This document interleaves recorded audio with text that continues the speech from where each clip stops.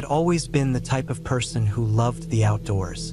There was something calming about the woods, the smell of pine trees in the air, the sound of leaves crunching underfoot, and the peace that came with being far away from the rush of city life. My friends and I had spent many weekends camping, hiking, and getting lost in nature. But one particular trip would change everything I thought I knew about the wilderness. It started on a Friday afternoon, with me and two of my close friends, Jake and Brian, preparing for a weekend camping trip in a remote area in the mountains. We had chosen a spot that was far off the beaten path, a place I had been to once before and remembered for its isolation and beauty. It was a spot where you could set up camp without the noise of other hikers or campers. The kind of place that felt like it was all your own. We packed up our gear, tents, sleeping bags, a portable stove, food, and enough firewood to last us the weekend. We weren't planning on anything fancy, just the basics. It was going to be a peaceful weekend of hiking, fishing, and telling stories by the campfire at night. There was no rush, no deadlines, just three guys alone in the wilderness. The drive was long. We drove through winding mountain roads, past small towns, and deeper into the forested area where cell service was practically non-existent. Eventually, we reached the end of the road, where a small dirt trail began. From there, it was a hike of about 5 miles to the campsite. The trail was narrow, shaded by thick trees, and the air smelled of earth and fresh pine. It was quiet, except for the occasional bird call or the rustle of leaves. As we walked, I couldn't help but feel a sense of excitement, the kind of excitement you get when you know you're heading toward an adventure. But something else, a strange feeling I couldn't quite place, lingered in the back of my mind. It was nothing I could identify, just a quiet, nagging discomfort that made me glance over my shoulder every so often. But I brushed it off. It was nothing. After about 2 hours of hiking, we arrived at the campsite. The area was perfect, surrounded by tall trees, with a clear patch of ground for the tents. A small creek ran nearby, its water sparkling in the late afternoon sun. We set up camp quickly, unpacked our gear, and started a fire that as the evening wore on, we roasted marshmallows and talked about everything and nothing. The fire crackled and popped, sending occasional sparks into the cool night air. The stars above were brilliant, so bright, in fact, that it felt like we could reach out and touch them. Everything seemed perfect. There was no sign of anything that might make us uneasy. Around midnight, as the temperature dropped, we decided to turn in for the night. I crawled into my sleeping bag, feeling snug and warm. The sounds of the forest outside, the occasional hoot of an owl, the whisper of wind through the trees, lulled me into a peaceful sleep. I don't know what woke me. Maybe it was the silence, or maybe it was a strange feeling, like I wasn't alone anymore. But I woke up in the middle of the night, wide awake and alert. The fire had long since died down, and everything outside the tent was eerily still. No animal sounds, no wind, not even the rustling of leaves. I tried to shake it off and go back to sleep, but I couldn't. Something was wrong. I had camped out in the wilderness countless times before, and I had never felt like this. I could feel my heart racing as I lay in the dark, staring at the ceiling of the tent. The feeling of being watched was undeniable now. After what felt like hours, I finally worked up the courage to unzip my tent and peek outside. The moon was high in the sky, casting long shadows across the campsite. The fire had burned out completely, leaving only a bed of glowing embers. Jake and Brian were still asleep, undisturbed by whatever was making me uneasy. I stood there for a few minutes, scanning the darkness, trying to figure out what was bothering me. Nothing seemed out of place. The trees swayed gently in the wind. The creek babbled softly in the distance. But that feeling, it lingered. Something wasn't right. I climbed back into my tent, trying to push the feeling aside and fall asleep again. But sleep didn't come. Instead, I lay there, staring into the darkness, my thoughts racing. What if there was something out there? Something watching us? The thought gnawed at me, growing more intense with each passing minute. The next morning, when I finally managed to drift off, I woke up to find the sun streaming through the trees. It was early, just as the light was beginning to break through the forest canopy. I groggily sat up, rubbing my eyes, and glanced over at Jake and Brian. They were both still fast asleep, their bodies sprawled out in the warmth of the early morning sun. I decided to go for a walk by the creek to clear my head. I grabbed my boots and headed out, trying to shake off the unease that had settled over me the night before. The air was cool and crisp, and the forest was peaceful once again. I walked along the edge of the creek, listening to the sound of the water flowing over the rocks. The further I went, the more I began to feel like I was truly alone in this wild place. But as I rounded a bend in the creek, I stopped dead in my tracks. Something was wrong. The forest was too quiet. The birds had stopped singing, and the wind had died down completely. I scanned the area, looking for any sign of movement, but there was nothing. Then, I noticed something strange. There, just off the trail, was a set of footprints in the soft dirt. They were fresh, too fresh. The prints were large, deeper than they should have been, as if someone or something had been walking through the area recently. I knelt down to examine them, my mind racing with questions. The tracks didn't belong to any animal I could identify. They weren't human either, but they were unmistakably close to human in shape, though they were much larger and had an odd, elongated appearance. I stood up, heart pounding in my chest. I had no idea what these tracks belonged to, but I knew one thing for certain. We weren't alone. Something was out there with us, and it wasn't just a curious animal. I hurried back to camp, my thoughts racing. Jake and Brian were awake now, sitting by the fire, but I didn't mention the tracks. I didn't want to freak them out. I wasn't sure what I had seen, but I knew we needed to stay alert. As the day went on, things seemed to get stranger. The feeling of being watched grew stronger, and every little sound, every crack in the forest, made me jump. That night, as we sat around the campfire again, I couldn't shake the feeling that something was out there, just beyond the edge of the trees, waiting. By the next morning, we were all on edge. The woods no longer felt like the peaceful retreat we had hoped for. Everything about the place seemed wrong, as if it had shifted overnight. The sounds of the forest were still there, but they were different somehow, more ominous, more oppressive. We decided to pack up and head back, but as we started to break down our tents, we heard something that made our blood run cold. A loud, crashing noise echoed through the trees. It was as if something large had just trampled through the underbrush. We froze, listening, our hearts racing. And then we heard it, footsteps. Heavy, deliberate footsteps, moving through the woods toward us. We grabbed our bags and started running, not looking back. The sound of the footsteps grew louder, closer, as if whatever it was chasing us. We ran for what felt like miles, pushing ourselves harder than we ever had before. I could hear Jake and Brian behind me, breathing heavily, but I didn't dare slow down. Finally, after what seemed like an eternity, we burst out of the trees and onto the dirt road where we had parked our car. We didn't stop until we were inside the vehicle, doors locked, engines running.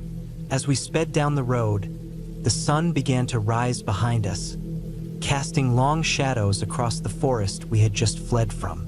We didn't look back. We never spoke of that night again. But we all knew one thing. We had come too close to something we couldn't explain, something that was better left untouched. That forest was a place of solitude, yes, but it was also a place where things lurked just beyond the trees, waiting. And as we drove away, I couldn't help but feel that, somehow, we had just barely escaped.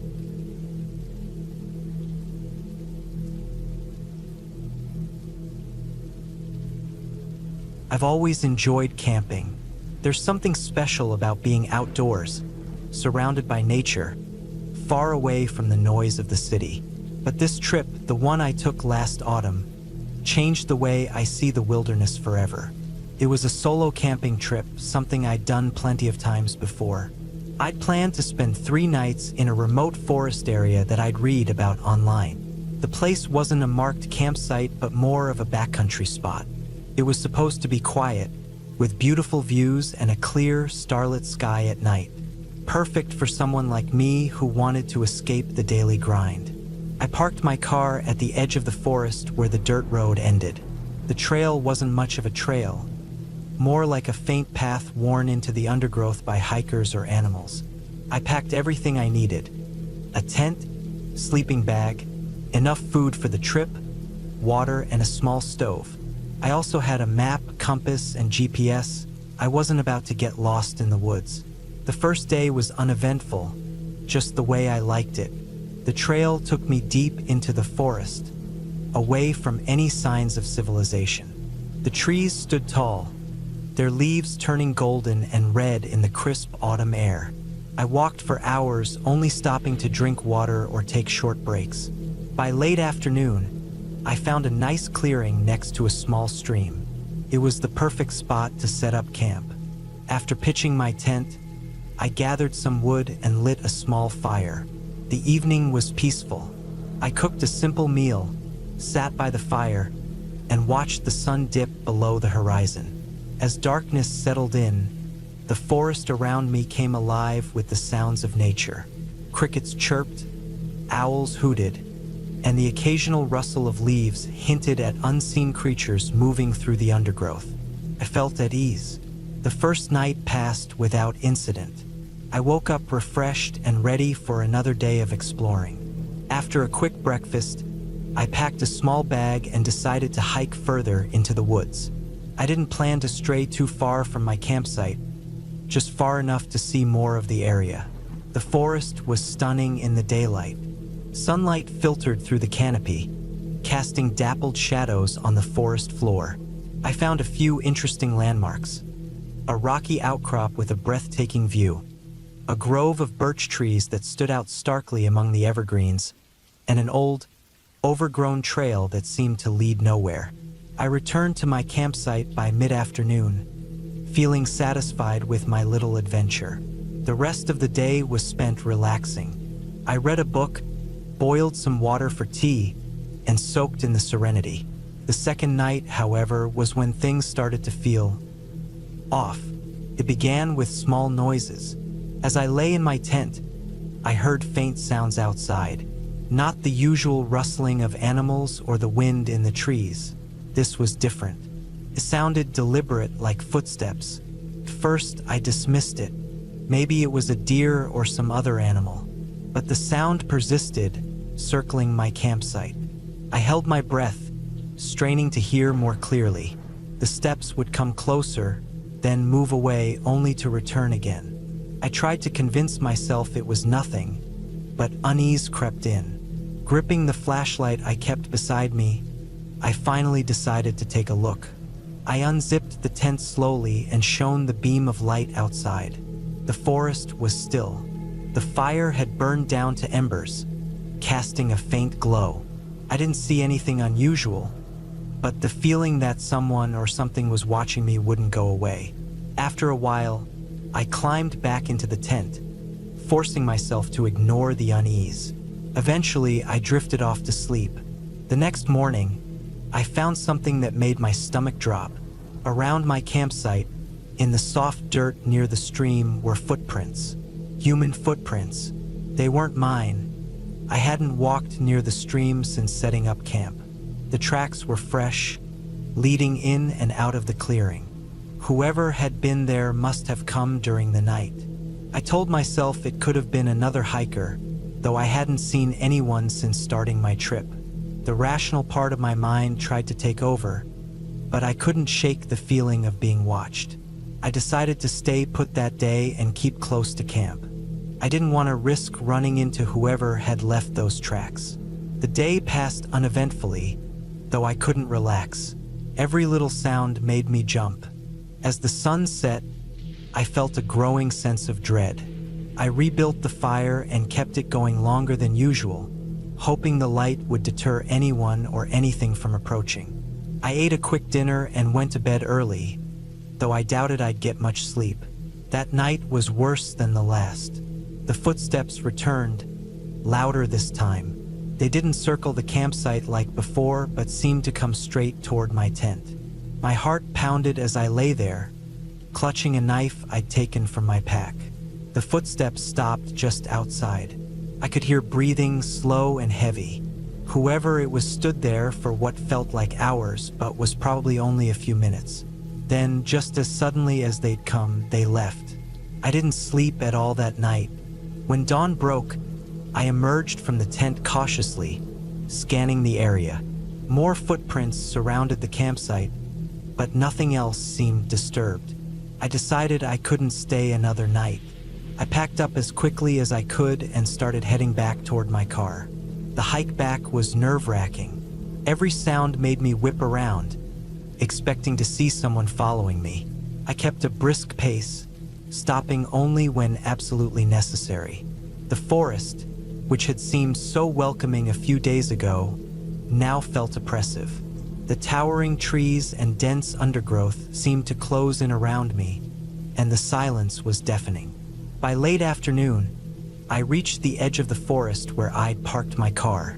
Relief washed over me as I saw it sitting there, untouched.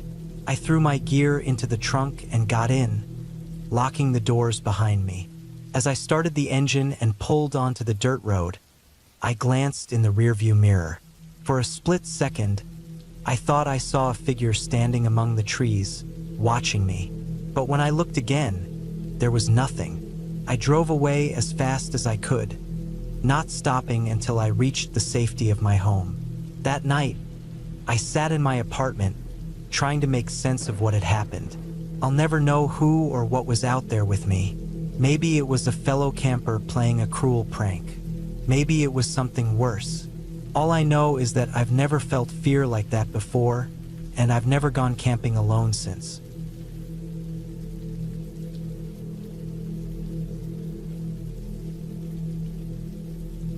I've always loved being in the woods.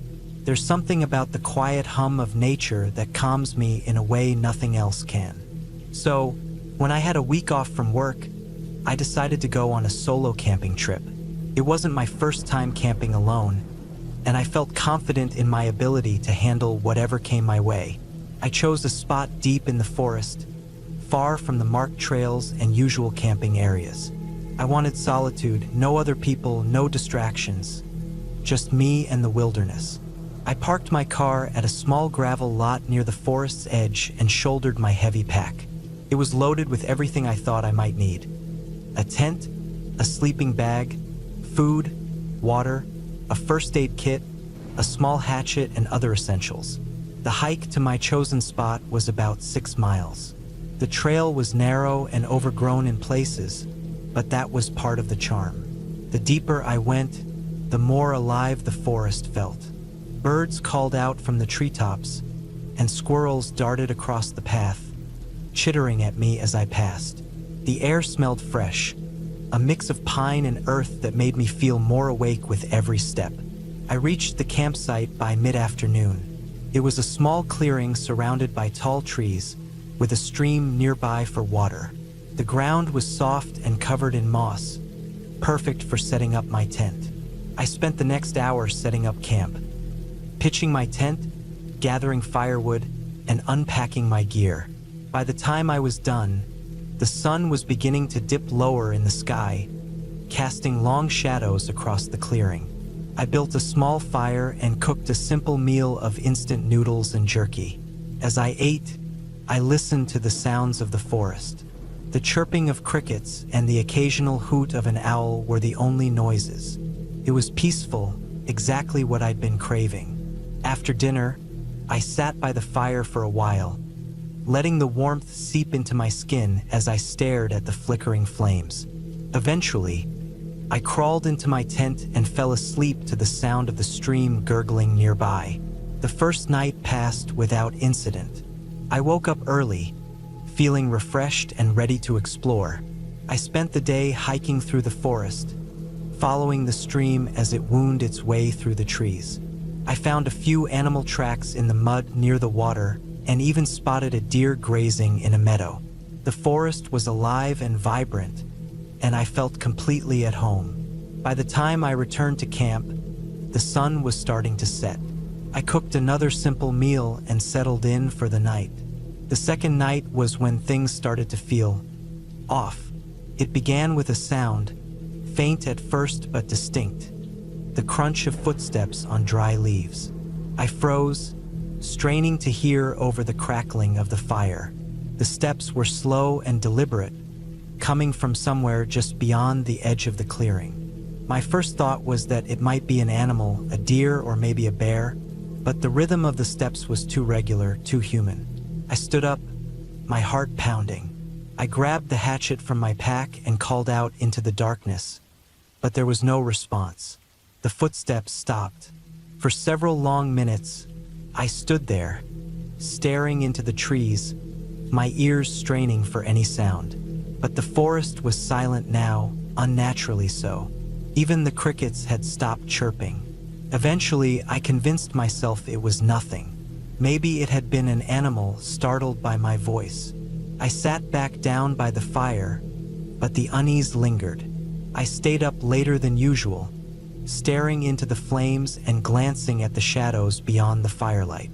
When I finally crawled into my tent, I kept the hatchet within arm's reach. The next morning, I found something that made my stomach drop. Just outside the clearing, in the dirt near the stream, were footprints. Human footprints. They were faint but unmistakable, leading from the edge of the clearing to the stream and back into the woods. They weren't mine. They were too large, and I hadn't been in that part of the clearing. I felt a cold knot of fear in my stomach. Someone had been here, walking around my campsite while I slept. I tried to rationalize it. Maybe it was another camper who had stumbled upon my site and left when they realized someone was already here. But I couldn't shake the feeling that something was wrong. I spent the day close to camp, too uneasy to venture far. I kept scanning the trees, half expecting to see someone watching me. But the forest seemed empty. The footsteps from the night before felt like a bad dream. But the prints in the dirt were real, undeniable proof that I wasn't as alone as I thought. That night, I built a larger fire, hoping the light would keep whatever or whoever was out there at bay.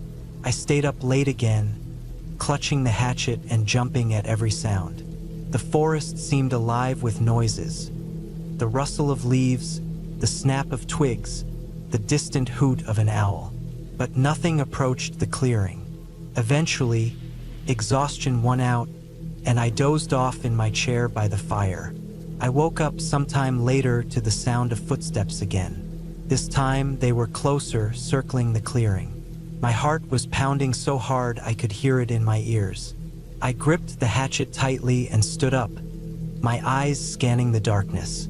The fire had burned low, casting long, flickering shadows that seemed to move on their own. The footsteps stopped. The silence was deafening. I called out again, my voice trembling, but there was no response. For the rest of the night, I didn't sleep. I sat by the fire, feeding it more wood to keep it burning bright, and watched the trees. Nothing else happened, but the unease was overwhelming. To first light, I packed up my camp. I didn't want to spend another night in those woods. As I hiked back to the car, I couldn't shake the feeling that I was being watched. Every snap of a twig and rustle of leaves set my nerves on edge. I kept glancing over my shoulder, half expecting to see someone following me.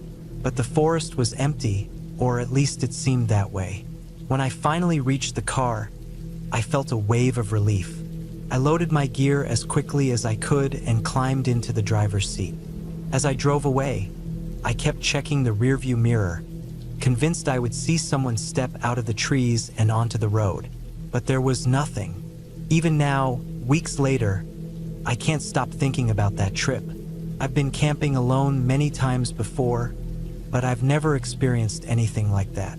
I don't know who or what was out there, and maybe it's better that I don't. But one thing is certain, I won't be camping alone again anytime soon.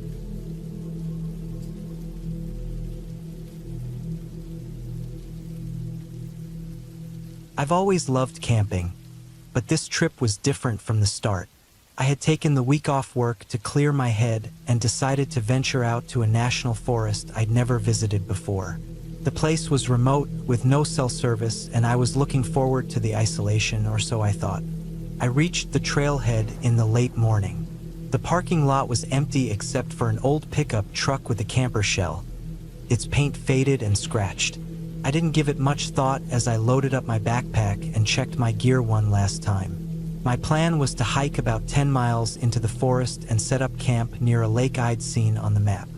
It looked secluded and peaceful, exactly what I needed. The trail was rugged but manageable, weaving through dense woods that smelled of pine and earth. The sunlight filtered through the trees, creating patterns on the ground. It felt good to be out there, away from emails and meetings. After about 2 hours of hiking, I stopped for a break. Sitting on a fallen log, I sipped water and ate a granola bar. The only sounds were the rustling of leaves and the occasional chirp of a bird. It was perfect. As I continued, I noticed something odd. The trail seemed less maintained the farther I went. Overgrown bushes and fallen branches made it harder to navigate, but I pressed on, trusting my map and compass.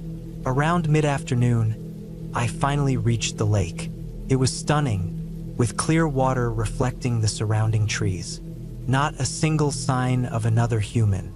I set up my tent on a flat spot near the shore and gathered some wood for a small fire. By the time the sun started to set, I was feeling relaxed and accomplished. The first night passed uneventfully. The air was cool, and the stars were brighter than I'd ever seen. I fell asleep to the gentle lapping of water against the shore. The next morning, I decided to explore the area. Leaving most of my gear behind, I followed the edge of the lake, taking in the sights and snapping a few pictures with my camera. It was around noon when I noticed something strange. On the opposite shore, where the trees were thicker, I saw what looked like a structure, maybe an old cabin. Curiosity got the better of me, and I decided to check it out. The closer I got, the more uneasy I felt.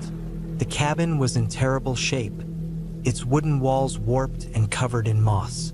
The door hung crooked on its hinges, and the windows were shattered. It didn't look like anyone had been there in years, but there was something off about it. I couldn't put my finger on it. I stepped inside cautiously, the floorboards creaking under my weight. The interior was empty except for an old table and a chair, both covered in dust and cobwebs. On the table, I saw something that made my stomach drop. A recently opened can of food and a dirty fork. I backed out of the cabin quickly, my heart racing. Someone had been there recently, but where were they now? The forest had been completely silent since I arrived, and I hadn't seen any signs of people on the trail. I decided it was best to head back to my campsite. As I retraced my steps, I couldn't shake the feeling that I was being watched. Every rustle of leaves or snap of a twig made me jump. By the time I reached my tent, I was sweating and out of breath. That night, I couldn't sleep. I kept hearing noises, faint, irregular sounds coming from the woods. At first, I told myself it was just animals, but the longer it went on, the harder it was to believe. Around midnight, I heard something that froze me in place. Footsteps. Slow, deliberate footsteps circling my campsite. I stayed perfectly still, clutching the knife I kept in my sleeping bag. The footsteps stopped after what felt like an eternity, but I didn't dare move until dawn. When the sun rose, I packed up my camp as quickly as I could. I decided to cut my trip short and head back to the trailhead. The forest, which had seemed so inviting before, now felt oppressive. Every shadow looked like a figure, and every sound set my nerves on edge. As I hiked, I kept looking over my shoulder, half expecting to see someone following me. About halfway back, I noticed something that made my blood run cold. On the trail ahead of me, there were fresh footprints. They weren't mine. They were larger, heavier, and heading in the same direction I was going. I stopped and listened, but the forest was eerily silent. Whoever had made those prints was close. I decided to leave the trail and cut through the woods to avoid whoever it was. It was risky and disorienting, but I couldn't shake the feeling that I was in danger. The underbrush was thick, and I struggled to move quietly. After what felt like hours, I stumbled back onto the trail, closer to the trailhead.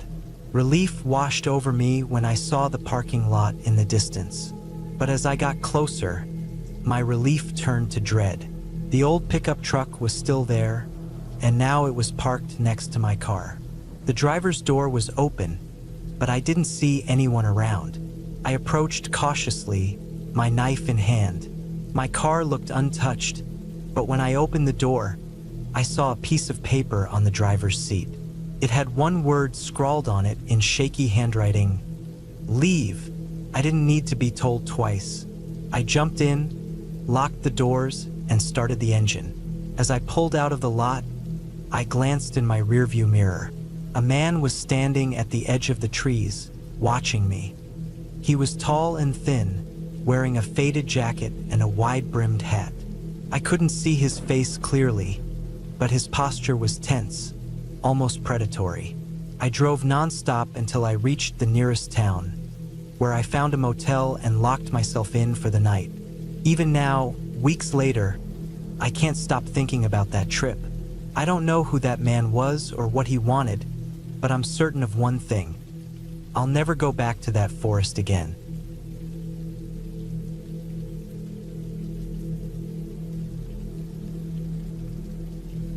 It was supposed to be a weekend getaway, just a simple camping trip to get away from the noise of the city, to recharge, to clear my head.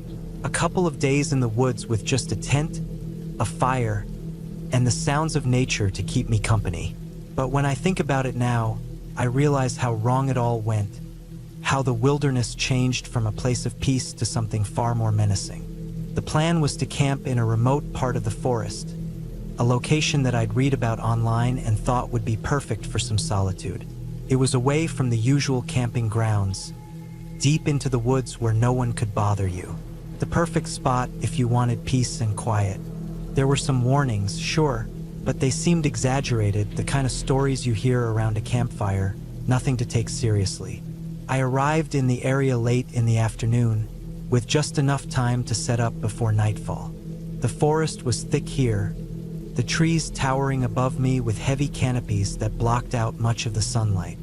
It gave the place a dark, almost oppressive feel, but I didn't think much of it at the time. I figured it was just the nature of the woods. Setting up camp was simple enough. I pitched my tent near a small clearing and started a fire. I had brought enough food and supplies to last me the whole weekend, and I figured I could just enjoy the evening by the fire. The air was cool, crisp, the perfect temperature for a night out in the woods. As I sat there, staring into the fire, I felt a strange sense of calm. The crackling of the logs and the occasional rustle of leaves in the wind were soothing. But as the sun set and the forest darkened around me, that calm started to feel more like isolation. The forest seemed quieter now, almost too quiet. The sounds of animals, the rustling of leaves, the chirping of insects, they all seemed to fade. It was replaced by a heavy silence, the kind that presses in on you, making you feel like you're being watched. I told myself it was just my imagination. After all, it's easy to get caught up in the atmosphere of the wilderness, especially when you're alone. But as the evening wore on, I couldn't shake the feeling that something was off. The fire crackled and popped, sending small embers into the night air. I had made sure to keep it small, to avoid drawing too much attention, but as I sat there, I started to wonder, who could I possibly be attracting out here? I tried to distract myself by looking at the stars, but even that felt strange. The sky above was clearer than I had expected, the stars twinkling like tiny jewels in the deep blackness. Yet, the longer I stared, the more it felt like the vastness of the sky was pressing down on me, closing in, making me feel smaller and smaller. My eyes kept shifting to the tree line, where the shadows of the forest seemed to grow longer with each passing minute. Every creak of a branch or rustle of the underbrush seemed amplified in the silence, and I couldn't help but imagine eyes watching me from the darkness. I tried to brush it off, focusing instead on the fire, but that's when I heard it. A sound, a soft, almost imperceptible movement, like something brushing against the ground.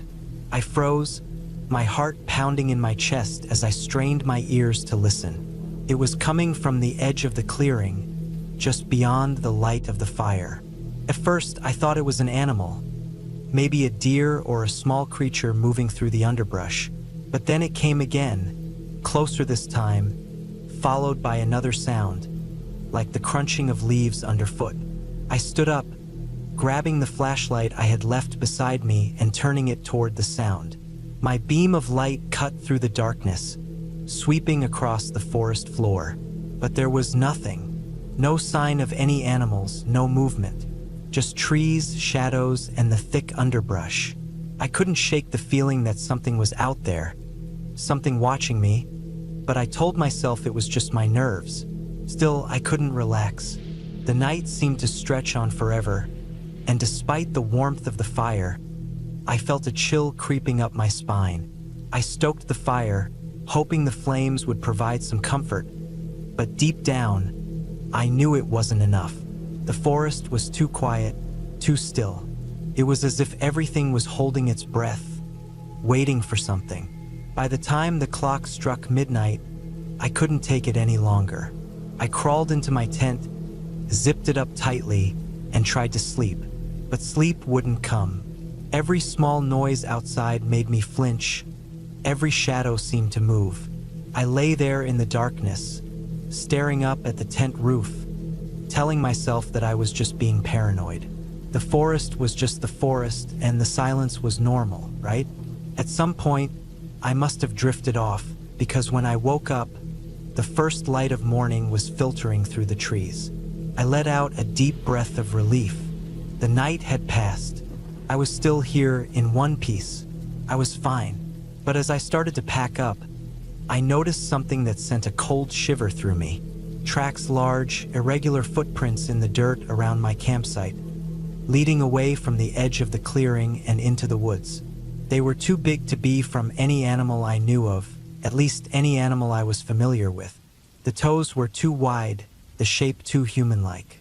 I felt my heart rate spike as I looked around, wondering if someone had been out there, watching me. But the tracks didn't make sense. The ground was soft, freshly disturbed. I hadn't seen anyone come through here, not in the last 24 hours. And yet, the tracks were clear. Whoever or whatever had left them was close, much closer than I would have liked. I considered leaving, but something in me, something stubborn, made me stay. I wasn't going to let fear drive me out of the woods. I'd made it this far, and I was going to finish what I started. But that afternoon, things took another turn. As I was gathering wood for the fire, I heard the sound again, the soft, slow crunching of footsteps through the underbrush. This time, it was unmistakable. Someone or something was out there, just beyond my sight. I grabbed my flashlight and turned toward the sound, but there was nothing, not even a shadow moving. My instincts told me to pack up and leave, but I didn't, not yet. I couldn't shake the feeling that something was waiting for me, and the thought of turning my back on it made me feel more vulnerable.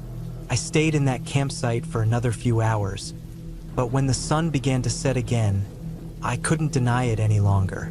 I wasn't alone. It wasn't until I packed up and started making my way back down the trail that I felt a strange sense of peace. I was still scared, but the overwhelming tension was lifting, bit by bit. And that's when I heard it, the crunching sound again, but this time much louder, as if it were following me, staying just out of my line of sight. I didn't run, couldn't. There was nowhere to run to. But I kept walking, faster now, my eyes darting around, searching for any sign of movement. I could hear it getting closer, the sounds of footsteps in the brush, but still no sight of whoever or whatever was there. Finally, after what felt like an eternity, I reached the edge of the forest. The sunlight was fading, the sky streaked with orange and purple.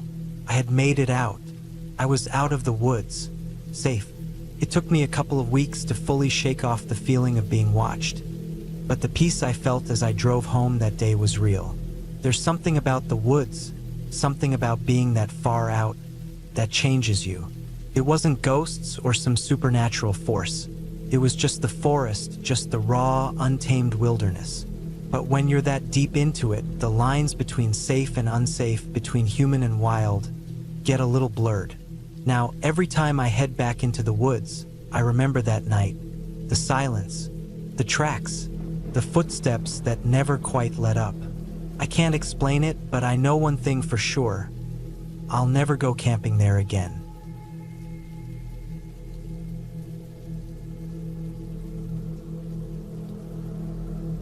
Camping alone in the wilderness was something I had always dreamed of. The idea of being surrounded by nature, away from the noise and stress of daily life, felt like the perfect way to reset my mind. So when I finally managed to carve out a long weekend from my schedule, I packed my gear, loaded up my car, and drove out to a remote area in the mountains. I chose a spot I had read about online, a place that was supposed to be beautiful but not overly popular. I wanted solitude, and I was determined to find it. The drive took me deep into the forest, the paved road giving way to a gravel one and eventually a dirt trail. My GPS lost signal about an hour in, but I had printed out a map as a backup. The dense trees closed in around me, their shadows stretching across the road as the sun dipped lower in the sky. By the time I reached the trailhead, it was late afternoon. The air was crisp and cool, and the only sounds were the rustling of leaves and the occasional chirp of a bird. It was perfect. I parked my car, hoisted my backpack onto my shoulders, and started hiking. The trail was narrow but well-marked, winding through towering pines and past trickling streams. The scent of pine needles and damp earth filled the air, and for the first time in weeks, I felt myself truly relax. I walked for about 2 hours before I found a clearing that seemed ideal for setting up camp. It was a flat area surrounded by trees, with a small stream nearby for water. The ground was soft and covered in moss, and there was even a fire pit left by previous campers. Setting up camp took longer than I expected. My tent was new, and it took some trial and error to get it pitched properly. By the time I had everything set up, the tent, my sleeping bag, and a small area for cooking, the sun had almost disappeared behind the mountains. The sky turned a deep orange, then purple, before fading to black. I built a small fire, cooked a simple meal of canned soup and bread, and sat back to enjoy the quiet. The fire crackled softly, and the stars above seemed endless. It was exactly what I had hoped for. The first night passed uneventfully. I woke up to the sound of birds chirping and the sun streaming through the trees. After a quick breakfast, I decided to explore the area. I spent the day hiking further into the forest, following a smaller trail that led to a stunning overlook. The view was breathtaking. Rolling hills covered in trees stretched out as far as I could see. I sat there for a while, soaking it all in, before heading back to camp. That evening, as I was preparing dinner, I noticed something strange. A pile of sticks near the edge of my campsite had been rearranged. I was certain they hadn't been like that when I left in the morning. The sticks were stacked neatly, almost like a small pyramid. I told myself it was probably an animal, maybe a curious raccoon or a bird. Still, it made me uneasy. I decided to move the sticks away from my camp and toss them further into the woods. After that, I tried to shake off the feeling and focused on enjoying the evening. The second night was different. I had trouble falling asleep, and when I finally did, I kept waking up to faint noises outside my tent. At first, I thought it was just the wind or small animals moving through the underbrush. But as the night went on, the sounds grew louder and more distinct. It wasn't just rustling leaves. It was the sound of footsteps. Slow, deliberate footsteps. I lay there, heart pounding, trying to convince myself it was nothing. Maybe it was a deer or some other animal. But the footsteps didn't sound like an animal. They were too heavy, too measured. I stayed completely still, straining to hear. The footsteps circled my tent, pausing occasionally, as if whoever or whatever was out there was listening too. Eventually, the sounds stopped, and the forest went silent.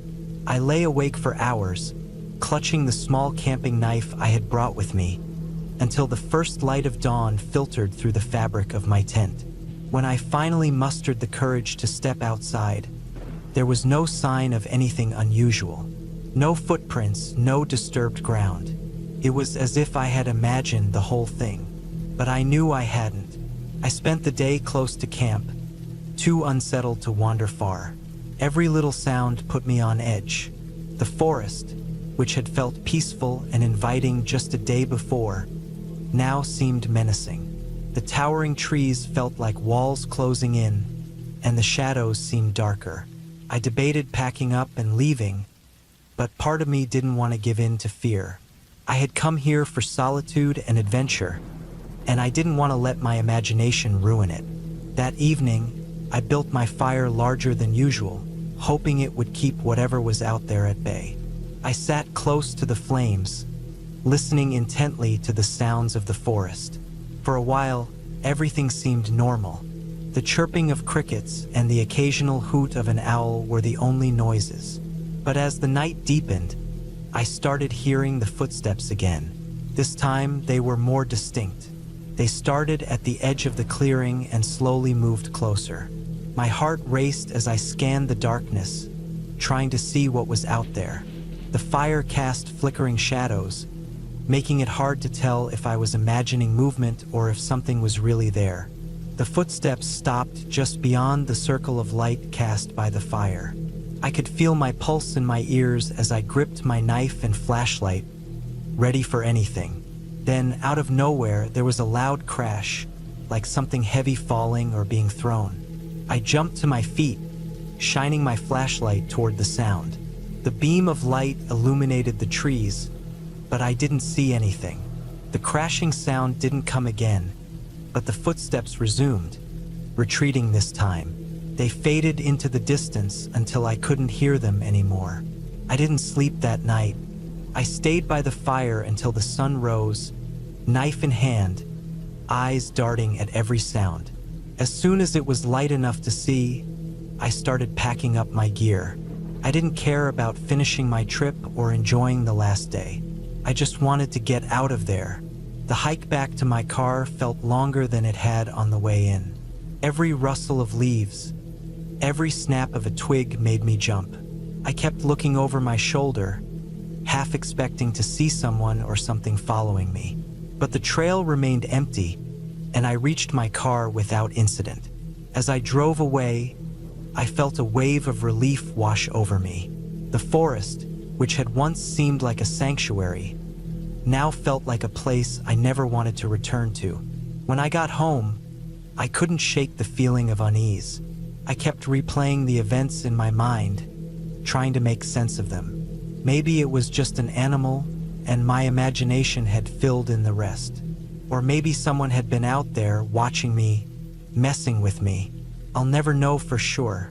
All I know is that I won't be camping alone again anytime soon.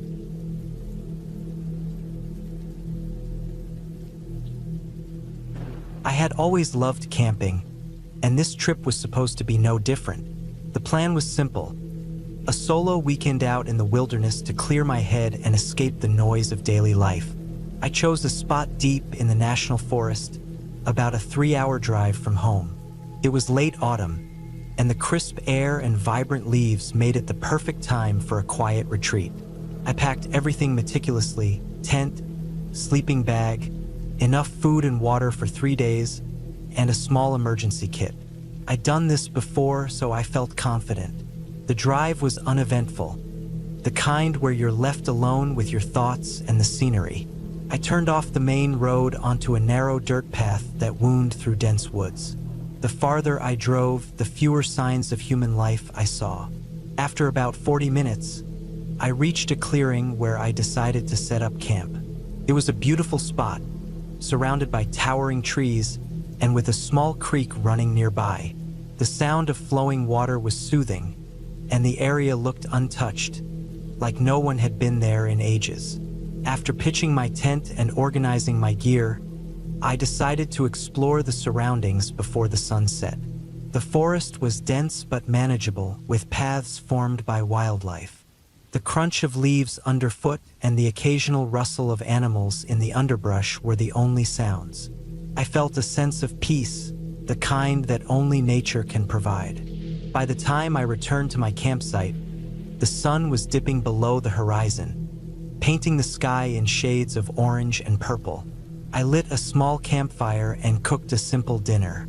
Sitting there, staring into the flames, I felt truly alone but not lonely. The kind of solitude that feels like a reset for your soul.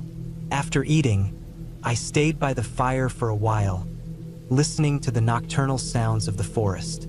Eventually, I crawled into my tent and fell asleep to the distant hoots of an owl. The first night passed without incident, though I woke up a few times to the sound of something moving outside. Probably deer or raccoons, I thought. When morning came, I made coffee over the fire and planned my day. I wanted to hike farther into the forest, following the creek upstream to see where it led. I packed a small day pack with essentials: water, snacks, a map, and a knife, and set off. The hike was invigorating. The air was crisp, and the forest was alive with activity. Birds flitted between trees, squirrels darted across the ground, and occasionally I'd hear the distant call of a larger animal. The creek led me to a small waterfall, no more than 10 feet high but picturesque. I sat there for a while, eating a granola bar and enjoying the view. It was moments like these that made the effort of camping worthwhile. As I started back toward camp, I noticed something odd. A tree near the path had deep scratches on its trunk, too high and wide to be from a small animal. Bears, maybe?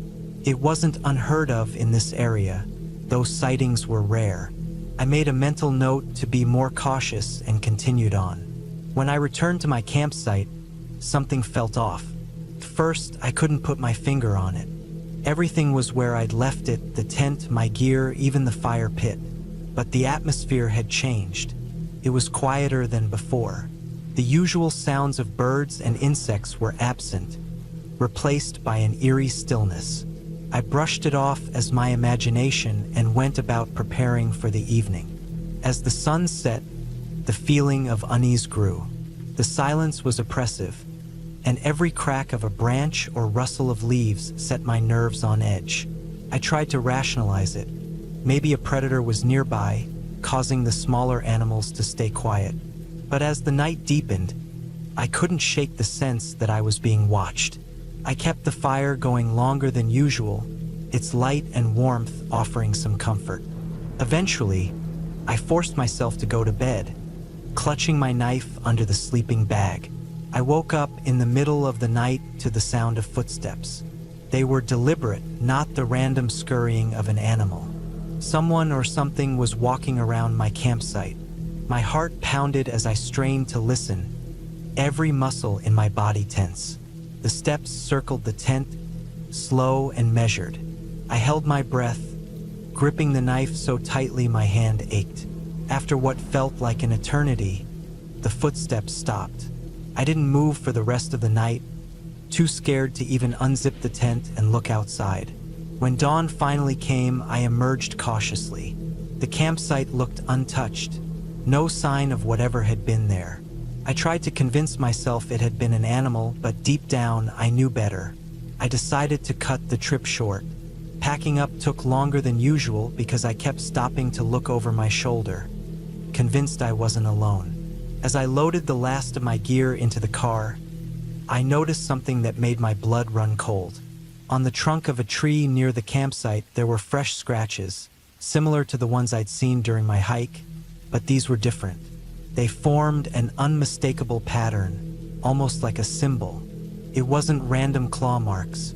I didn't stick around to analyze it. I got in my car and drove away, my eyes constantly flicking to the rearview mirror. The sense of relief I expected to feel once I left the forest never came. Even now, back in the safety of my home, I can't shake the feeling that something followed me. I've gone over that trip 100 times in my mind, trying to make sense of it. Was it a person, an animal, or something else entirely? Whatever it was, it's out there in those woods waiting. I decided to spend a weekend camping alone. I had always been a fan of the outdoors, and after a stressful few weeks at work, I thought some time away from the noise and bustle of the city would do me good. There was a spot I had heard about from a friend, a remote area in the mountains that promised solitude, clean air, and stunning views. It seemed perfect. The drive to the trailhead took most of the morning. The farther I got from civilization, the narrower and more winding the roads became. By the time I reached the parking lot, there were only a couple of cars there, and neither of them seemed to belong to people who were camping. It was already early afternoon, but I wasn't worried. The hike to the campsite was only a few miles, and I had a detailed map. I should have plenty of daylight to set up before nightfall. The trail was beautiful. Towering trees lined the path, their branches forming a canopy overhead that filtered the sunlight into soft, golden patches. Birds called from the treetops, and the air smelled of pine and damp earth. I took my time, stopping occasionally to take in the scenery or snap a picture. It felt good to be out here, away from the constant hum of the city. After about 2 hours of hiking, I reached the campsite. It was everything I had hoped for. There was a small clearing surrounded by trees, with just enough open space for my tent and a fire pit.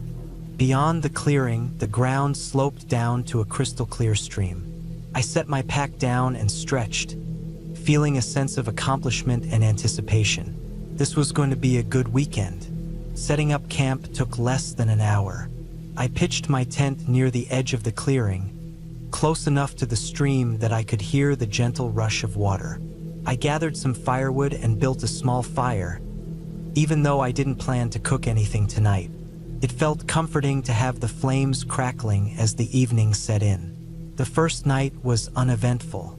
After a simple dinner of trail mix and a granola bar, I sat by the fire and watched the stars come out. The sky was unbelievably clear, and I could see more stars than I ever could back home. The only sounds were the crackle of the fire, the rush of the stream, and the occasional rustle of leaves in the breeze. I felt completely at peace. I slept well that night, lulled by the soothing sounds of nature. When I woke up the next morning, the sun was just beginning to rise, casting a warm glow over the campsite. I made a quick breakfast and decided to spend the day exploring the area. There was a trail that followed the stream upstream, and I was curious to see where it led. The hike was more challenging than I expected. The trail was narrow and overgrown in places, and I had to climb over fallen logs and navigate around patches of mud. But the scenery made it worth the effort. The stream grew wider as I went, with small waterfalls tumbling over rocks and pools of water that looked deep enough to swim in. I stopped several times to rest and take it all in. By midday, I had reached a particularly beautiful spot where the stream widened into a small lake. The water was so clear I could see fish darting around near the bottom. I sat on a large rock at the edge of the lake, eating my lunch and enjoying the view. It was the kind of place that felt untouched by time, completely removed from the rest of the world. It was late afternoon by the time I made it back to camp. I was tired but satisfied, and I looked forward to a quiet evening by the fire. But as I approached the clearing, I noticed something odd. The firewood I had gathered the night before was scattered around the campsite. At first, I thought an animal might have gotten into it, but the way the pieces were spread out didn't make sense. It looked almost like someone had kicked them around. I felt a prickle of unease but brushed it off. Maybe it had been a strong wind, or maybe I just hadn't stacked the wood as securely as I thought. I gathered the pieces and rebuilt the pile, then tried to put it out of my mind. That night, I had trouble sleeping. I kept hearing noises outside the tent. They weren't loud, just faint rustlings and occasional snaps of twigs. I told myself it was probably just animals, raccoons or deer moving through the woods, but I couldn't shake the feeling that something was off. I stayed in my sleeping bag, trying to convince myself there was nothing to worry about, but it was a long time before I finally drifted off. The next morning, I found more signs that someone, or something, had been at my campsite. The fire pit had been disturbed, with ashes and partially burned wood scattered around. One of my water bottles was missing, and another had been knocked over and emptied. My unease grew, but I still tried to rationalize it. Maybe I had accidentally knocked over the bottle myself. Maybe the fire pit had been disturbed by an animal. I didn't want to let my imagination run wild. I decided to stay close to camp that day. I spent the morning collecting more firewood and checking my gear. Everything else seemed to be in order, which was reassuring. I ate a quick lunch and spent the afternoon reading a book I had brought with me. By evening, I was starting to feel more relaxed. Maybe I had just been overthinking things. That night, the noises came back. They were louder this time and more frequent. I heard the unmistakable sound of footsteps crunching on leaves, followed by a low, heavy breathing. My heart pounded as I lay perfectly still, straining to hear more. The footsteps circled the tent, slow and deliberate. Whoever it was or whatever it was, they weren't in a hurry. I wanted to do something, but I didn't know what. I had no weapons, and the idea of confronting whatever was out there terrified me. Instead, I lay there, hoping that if I stayed quiet, it would go away. After what felt like hours, the noises finally stopped. I stayed awake the rest of the night, listening for any sign of movement. When the sun rose, I stepped out of the tent to survey the campsite. The firewood was scattered again, and one of the tent stakes had been pulled out of the ground. My missing water bottle was lying near the edge of the clearing, empty. But the most chilling discovery was a set of footprints in the dirt. They were large and unmistakably human. I decided I couldn't stay another night. I packed up my gear as quickly as I could, constantly glancing over my shoulder. The hike back to the car felt like it took twice as long as it had on the way in. Every rustle of leaves, every snap of a twig made my heart race. I couldn't shake the feeling that I was being watched. When I finally reached the parking lot, my car was the only one there. I threw my pack in the trunk and climbed into the driver's seat, locking the doors behind me. As I started the engine, I felt a wave of relief. But as I drove away, I couldn't stop glancing in the rearview mirror, half expecting to see someone step out of the woods. I still don't know who or what was out there that weekend. I've told myself it was probably just another camper, maybe someone who didn't realize I was there. But the way the footsteps circled my tent, the way the fire pit and gear were disturbed, felt deliberate. I haven't been camping alone since. The wilderness used to feel like a place of peace and solitude, but now it just feels unpredictable and sometimes unsafe.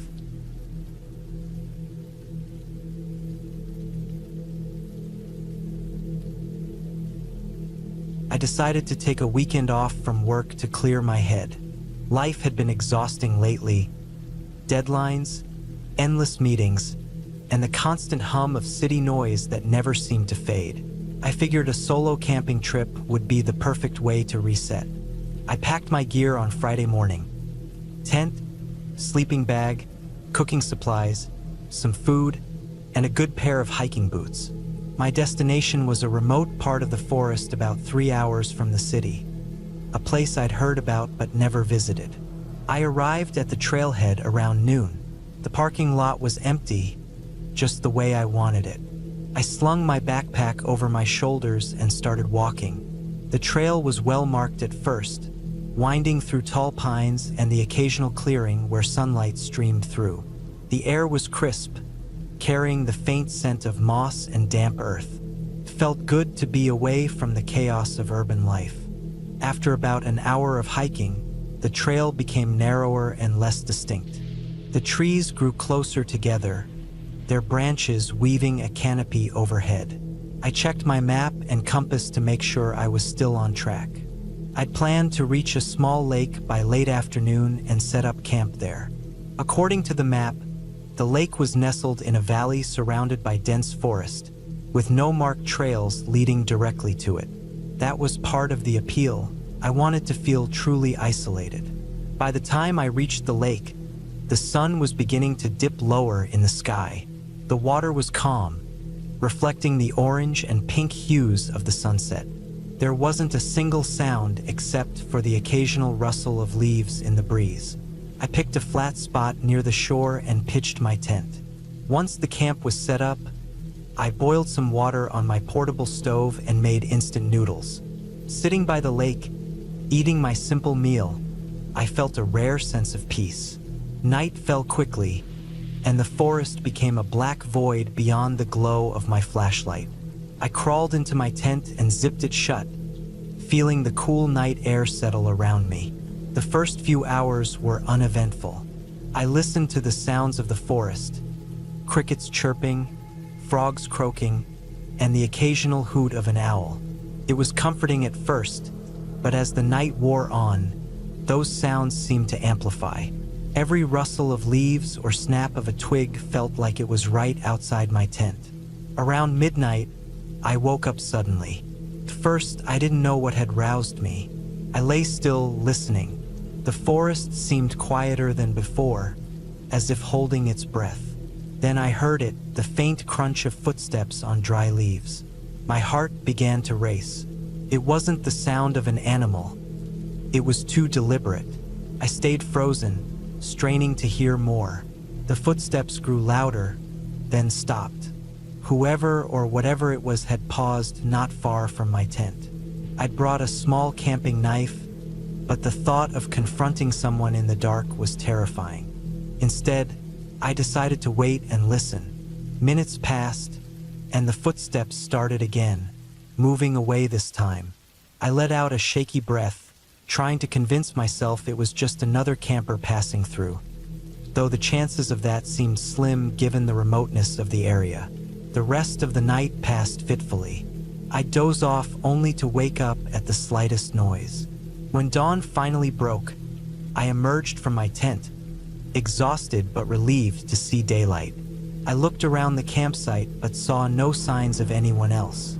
The ground near my tent didn't show any clear footprints, just the usual scattering of leaves and pine needles. Still, the memory of those footsteps lingered in my mind. I decided to stay another night despite my unease.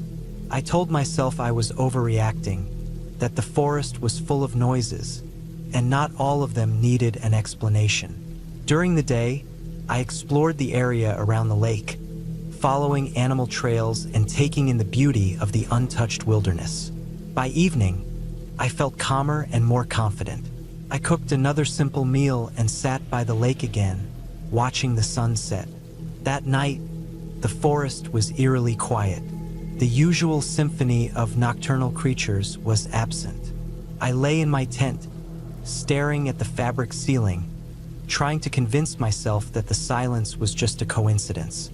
Then, just as I was beginning to drift off, I heard it again. Footsteps. This time, they were heavier and closer, moving directly toward my tent. My pulse thundered in my ears. I grabbed my flashlight and knife, my hands trembling. The footsteps stopped right outside the tent. I held my breath, waiting for something to happen. Then came a sound that chilled me to my core, the unmistakable scratch of a hand brushing against the tent fabric. I shouted, hoping to scare off whoever was out there, but there was no response.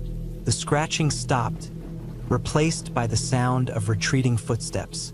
I unzipped the tent just enough to peer outside, my flashlight beam cutting through the darkness. There was no one there.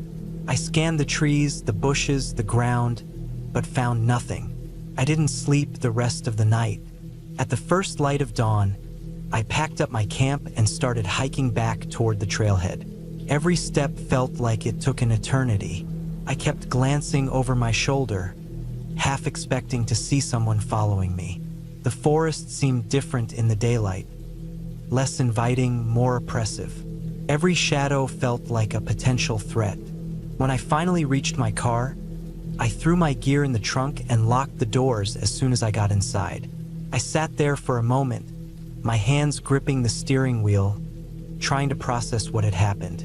I didn't see anyone during the hike back, and I didn't find any clear evidence of another person. No footprints, no discarded items, nothing. Yet I couldn't shake the feeling that I'd been watched. As I drove away, I vowed never to camp alone again. Whatever or whoever was out there had wanted me to know they were there, and that was enough to turn my peaceful escape into a nightmare. Even now, the thought of returning to the wilderness makes my chest tighten. The forest, once a place of solace, has become a place of unease. A reminder that sometimes solitude isn't as safe as it seems.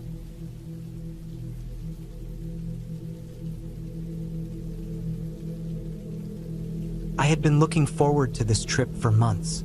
The thought of escaping my cramped apartment and spending a week in the wilderness was the only thing that had kept me going during the endless hours at my desk job. I wanted solitude, a chance to reset, and maybe a little adventure. I packed my gear meticulously: tent, sleeping bag, food supplies, and enough water to last me the first few days. I figured I could filter more from the streams in the area. My destination was a remote section of a national forest, a place I had heard about from a coworker who said it was the perfect spot to get away from it all. The drive was uneventful but long, and by the time I reached the trailhead, the sun was already dipping low in the sky. I should have started earlier, but I wasn't worried. I had mapped out a route to a campsite a few miles in. I could set up before dark if I kept a steady pace. I hoisted my pack onto my shoulders, double-checked the straps, and headed down the trail. It felt good to breathe the fresh air and hear nothing but the rustling of leaves and the occasional chirp of a bird. The trail was well marked, and the dense forest around me seemed alive but peaceful. About an hour in, I noticed the first sign that something was off. A section of the trail had been disturbed. The dirt was churned up as if someone or something had run through in a hurry. I stopped and looked around, but everything was quiet. Shrugging it off, I kept moving. I told myself it was probably just an animal. Deer, maybe. This was their home after all. When I reached the campsite, the sun had almost set. The spot was perfect. A small clearing surrounded by trees, with a faint path leading to a nearby stream. I quickly set up my tent, laid out my sleeping bag, and started a small fire to cook dinner. As I sat there eating, the sounds of the forest grew louder. Crickets chirped, frogs croaked, and the occasional rustle of leaves reminded me I wasn't alone. It was comforting at first, but as the night deepened, the noises began to feel oppressive. I told myself I was just tired and crawled into my tent. Sleep didn't come easily. Every little sound outside seemed amplified. The snap of a twig made my heart race, and the rustle of leaves had me straining to hear more. I told myself it was just animals, but there was something about the way the noises stopped and started that felt deliberate. Eventually, exhaustion took over and I drifted off. I woke up suddenly in the middle of the night. Something had changed. The forest was silent, completely silent. No crickets, no frogs, no rustling leaves. Just the faint crackle of the dying fire outside my tent. I lay there, holding my breath, straining to hear anything. Then I caught it. A faint crunch of leaves, followed by another, closer this time. It wasn't the random movement of an animal. It was deliberate, measured, like footsteps. My heart pounded in my chest as I reached for the knife I kept by my sleeping bag. The footsteps stopped just outside my tent. I could hear my own breathing, loud and shallow, as I gripped the knife tighter. Minutes passed, or maybe it was seconds, I couldn't tell. Then, slowly, the footsteps moved away. I waited until I couldn't hear them anymore before I dared to unzip the tent and look outside.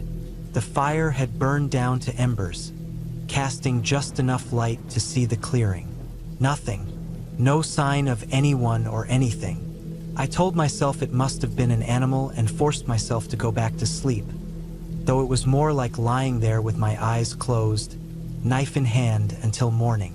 The next day, I decided to move campsites. I told myself it was because I wanted to explore more of the forest, but deep down, I knew I didn't want to spend another night in that spot. I packed up and headed further into the wilderness. The trail became less defined, and I had to rely on my map and compass to navigate. By midday, I found another clearing, this one smaller and less open than the last. It felt safer somehow, more tucked away. I set up camp and spent the afternoon gathering firewood and filtering water from a nearby stream. As evening fell, I tried to shake off the unease from the night before. I told myself I was overreacting, that it was just my imagination running wild. But as the sun dipped below the horizon, the feeling crept back. That sense of being watched, of not being alone. I forced myself to eat dinner and stay by the fire, trying to focus on the warmth and light. But the noises started again. This time they were closer and more frequent. The rustling in the bushes, the snapping of twigs. I felt like I was surrounded, even though I couldn't see anything beyond the firelight. I decided to stay up and keep the fire going as long as I could. I added wood, watching the flames dance and trying to convince myself that fire was a good deterrent. But around midnight, the noises stopped again, just like the night before. The silence was deafening, and that's when I heard it. The faintest sound of breathing, just beyond the edge of the light. It was slow and even not hurried like an animal's. I grabbed my knife and my flashlight, shining the beam into the darkness. Nothing, just trees and shadows. But the breathing continued, steady and unchanging. I didn't sleep that night. When the first light of dawn broke through the trees, I packed up and started moving. I didn't have a destination in mind. I just wanted to put as much distance as possible between me and whatever was out there. I followed the stream for hours, staying off the main trail. The forest seemed different now, less inviting. Every shadow felt like a threat, every sound like a warning. By the third day, I was exhausted. I hadn't slept properly in 2 nights, and my nerves were frayed. I found a spot near a rocky outcrop and set up camp, hoping the natural barrier would make me feel safer. I built a fire and ate a quick meal before settling in for another sleepless night. This time, I stayed inside my tent, knife in hand, and tried to block out the sounds outside. But the noises didn't stop. They grew louder, more insistent. Footsteps circled my tent, slow and deliberate. I held my breath, gripping the knife so tightly my hand ached. Then, as suddenly as they started, the footsteps stopped. The silence returned, and with it, that suffocating sense of being watched. I didn't dare move. I stayed like that until dawn, every muscle in my body tense. When the sun finally rose, I packed up and started hiking again, though I didn't know where I was going anymore. I just wanted to get out of the forest. By the 4th day, I was completely lost. My map and compass were useless. Every direction looked the same. The forest seemed to close in around me, the trees pressing closer and closer. My food was running low, and I hadn't seen another person since I started. The thought of being out there alone with whatever was following me was almost too much to bear. That night, I didn't even bother setting up my tent. I found a spot between 2 large rocks and huddled there, knife in hand, waiting for the inevitable. The noises started again, but this time they were different. Louder, more aggressive. It wasn't just footsteps anymore. Branches snapped, bushes shook, and someone, was moving through the forest with purpose. I felt trapped, cornered. I shone my flashlight into the darkness, but it didn't help. The beam just bounced off the trees, creating more shadows. Then, out of nowhere, a figure emerged into the edge of the light.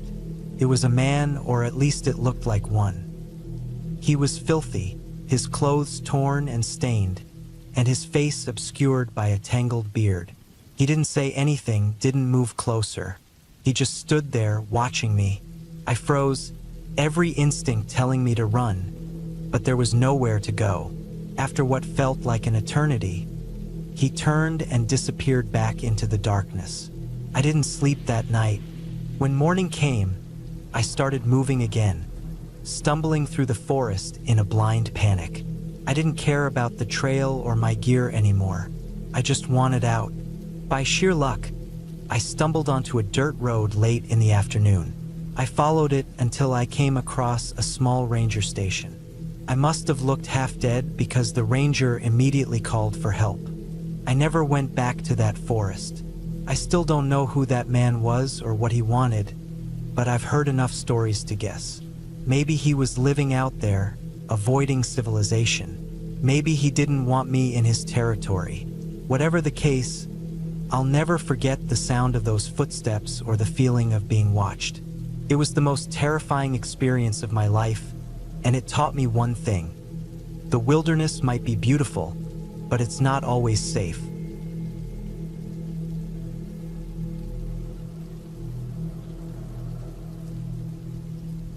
When I decided to spend a weekend camping alone in the woods, it felt like the perfect way to unwind. Life had been stressful, and I needed time away from the city. Just me, my tent, and the wilderness. I picked a spot about 2 hours' drive from home, a place I'd been to once before with friends. The campsite was secluded, surrounded by dense forest with a narrow, winding trail leading down to a small, clear lake. It was perfect. I left early on a Saturday morning, my car loaded with supplies. The drive out was uneventful, the city fading into rolling hills and then thickening trees. By the time I reached the gravel road leading to the campsite, I felt a calm I hadn't felt in weeks. It was a warm autumn day, the kind where the sunlight filters through the trees in golden patches. The air smelled crisp, with just a hint of decaying leaves. I parked my car in a small clearing and unloaded my gear. The trail to the campsite was about 1.5 miles, so I had to carry everything in one trip. My pack was heavy, but the walk was peaceful. Birds chirped overhead, and I could hear the faint rustle of squirrels darting through the underbrush. The trail narrowed as I went deeper into the forest, and the sounds of civilization faded away entirely. When I reached the campsite, I found it just as I remembered. A flat, open space surrounded by tall pines, with a fire pit in the center and plenty of room to pitch a tent. Beyond the campsite, the ground sloped down to the lake, its surface glinting in the sunlight. I set up my tent first, making sure it was on level ground and securely staked. Then I unpacked my sleeping bag, cooking supplies, and food. By mid-afternoon, everything was in place, and I had a small fire crackling in the pit. I spent the rest of the day exploring the area. The trail around the lake was overgrown in places, but I managed to follow it most of the way. I found a few animal tracks in the mud near the water. Deer, I assumed, and a few broken branches that looked like something larger had passed through recently. It didn't bother me. This was the wilderness, after all. Animals were part of the experience. As the sun dipped below the horizon, I cooked a simple dinner over the fire, canned soup and some bread. The woods grew darker and quieter, the daytime sounds of birds and squirrels replaced by the occasional hoot of an owl or the distant rustle of leaves. I sat by the fire for a while, enjoying the solitude. The stars were brilliant, scattered across a black sky like glitter. It was the kind of night that makes you feel small in the best possible way. I turned in early, tired from the hike and the fresh air. The tent was cozy, and I fell asleep almost immediately. At some point in the night, I woke up to a sound. It was faint at first, a soft crunching noise, like footsteps on dry leaves.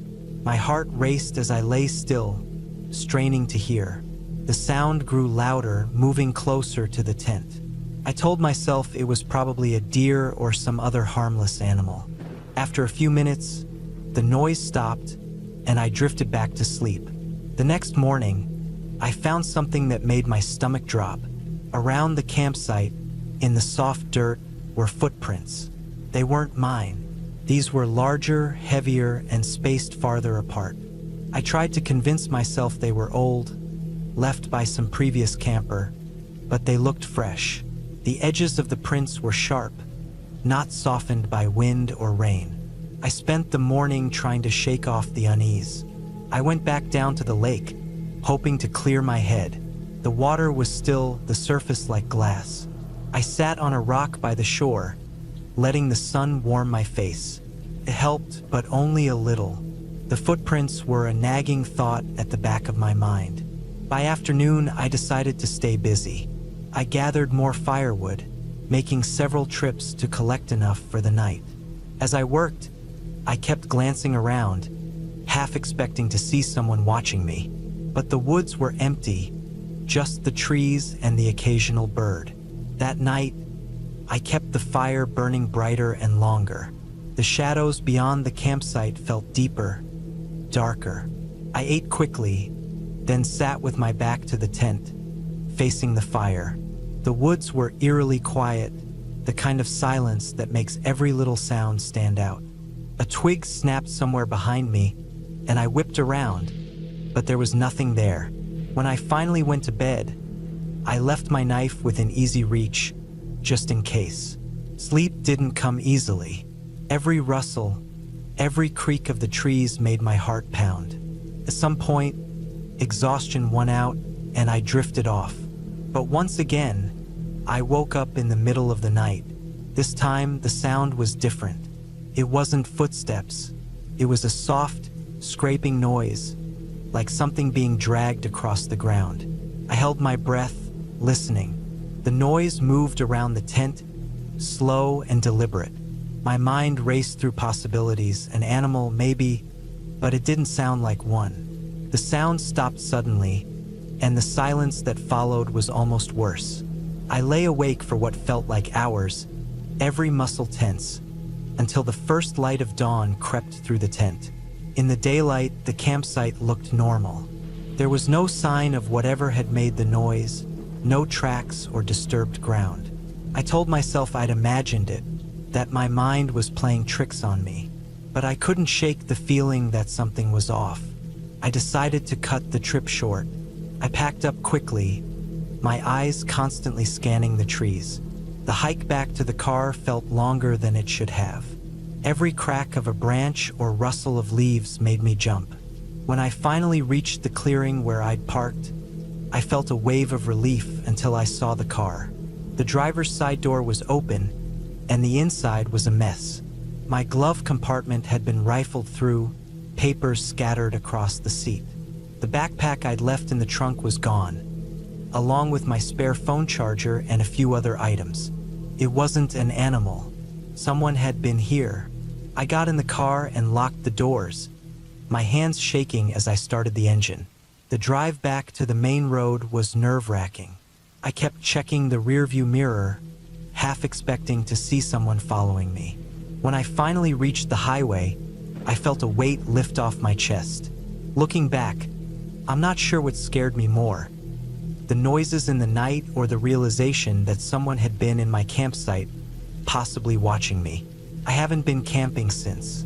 The woods don't feel like a refuge anymore. They feel like a place where you're utterly alone, vulnerable, and at the mercy of things you can't always explain.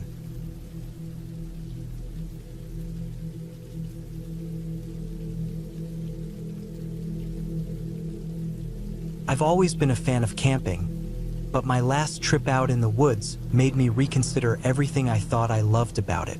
It was supposed to be a peaceful escape, a break from the noise of everyday life, but it turned into an experience I'll never forget, no matter how much I try. It wasn't because of anything supernatural, but because of how close I came to something I never thought would happen to me. The trip began like any other. I had planned to hike out to a remote part of a national forest and spend 3 nights camping alone. I'd done solo trips like this before and had always found them refreshing. There was something about being out there, completely disconnected from the world, that made me feel alive. I packed my gear carefully: a tent, sleeping bag, enough food for the trip, a water filter, first aid kit, and a map of the area. My phone was fully charged, but I didn't expect to have service out there. That was part of the appeal: no texts, no emails, no distractions. I started the hike in the morning. The trailhead was quiet, with only a couple of cars parked in the small gravel lot. The air was cool and crisp, and the forest smelled of pine and damp earth. I shouldered my pack and set off, feeling that familiar sense of freedom and anticipation. The trail was well marked at first, winding through tall trees and patches of wildflowers. I made good time, enjoying the solitude and the sounds of birds and rustling leaves. After about 4 hours, I reached the point where I planned to leave the main trail and head deeper into the forest. This part of the trip required careful navigation, as there were no marked paths. I'd studied the map beforehand and felt confident in my ability to find my way. I took a compass reading and stepped off the trail, the sound of my boots crunching on leaves and twigs the only noise around me.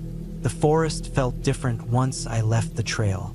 The trees were denser and the undergrowth thicker. I had to push through bushes and step over fallen logs, making my progress slower. Still, I enjoyed the challenge. By late afternoon, I found a spot that seemed perfect for setting up camp. It was a small clearing near a creek, with enough flat ground for my tent and plenty of firewood nearby.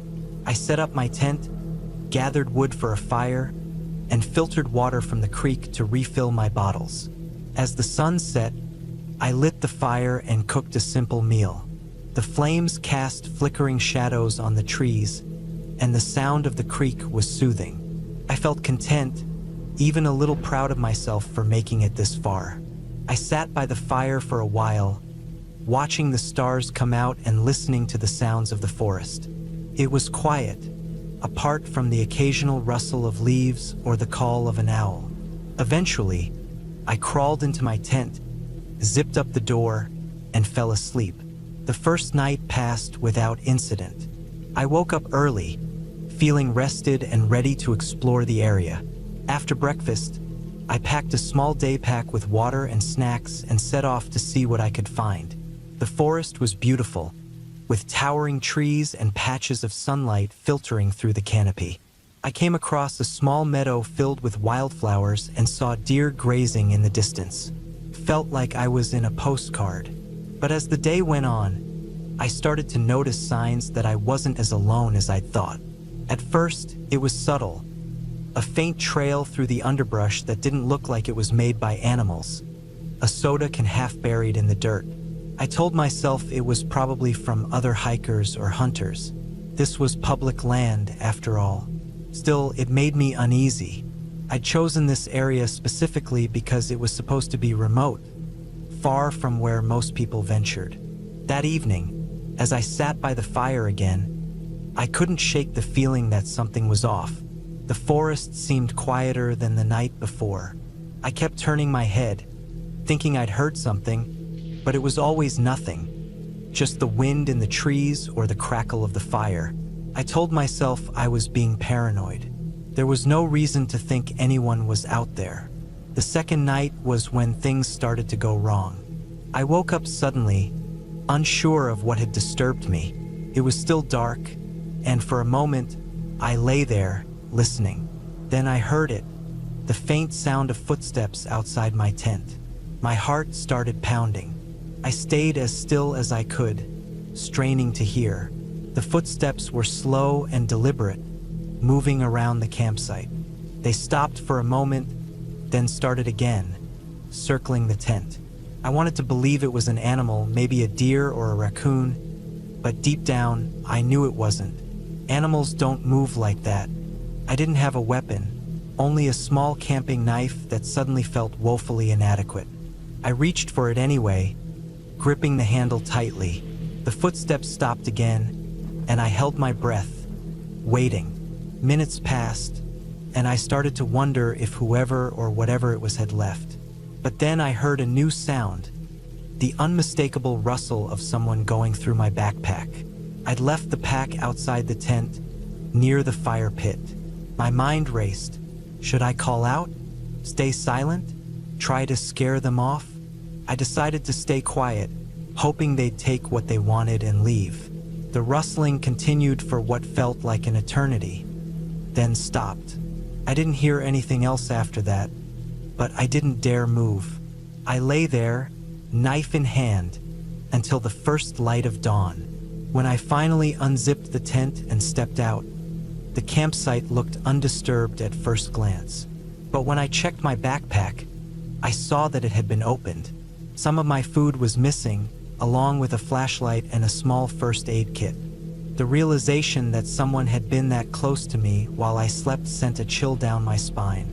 I debated what to do. Part of me wanted to pack up and leave immediately, but I'd planned to stay another night, and I hated the idea of cutting the trip short. I convinced myself that whoever it was had probably moved on. Maybe it was just another camper who didn't realize I was there. I spent the day trying to shake off the unease, exploring the area and sticking close to camp. I didn't see any signs of anyone else. That night, I built the fire higher than usual, hoping it would deter anyone from coming near. I kept the knife close at hand and stayed up late, listening. The forest was silent again, unnervingly so. When I finally crawled into the tent, I left the zipper partially open so I could see out. I didn't sleep much, every little sound setting me on edge. Sometime in the early morning hours, I heard it again. Footsteps, heavier this time, coming from the direction of the creek. My pulse quickened as I sat up, peering out through the small opening in the tent. The fire had burned down to embers, casting just enough light to see shapes in the clearing. At first, I thought I was imagining it, but then I saw movement. A figure, tall and human, stepping into the edge of the light. They were just standing there watching the tent. I froze, every instinct screaming at me to stay still. The figure didn't move for what felt like forever. Then, slowly, they turned and walked back into the trees. I waited until I was sure they were gone, then packed up my gear as quickly and quietly as I could. I didn't care that it was still dark. I wasn't staying another minute. The hike back to the main trail was the longest I've ever done. Every snap of a twig or rustle of leaves made me jump, convinced they were following me. When I finally reached the trailhead and saw my car, I almost cried with relief. I threw my pack in the trunk and drove away, not stopping until I was miles from the forest. I don't know who it was or what they wanted. Maybe it was just a drifter looking for supplies, or maybe it was something worse. I'll never know, and I'm okay with that. All I know is that I'm not in a hurry to go camping alone again. The woods may be beautiful, but they're also unpredictable, and sometimes they're more than a little dangerous.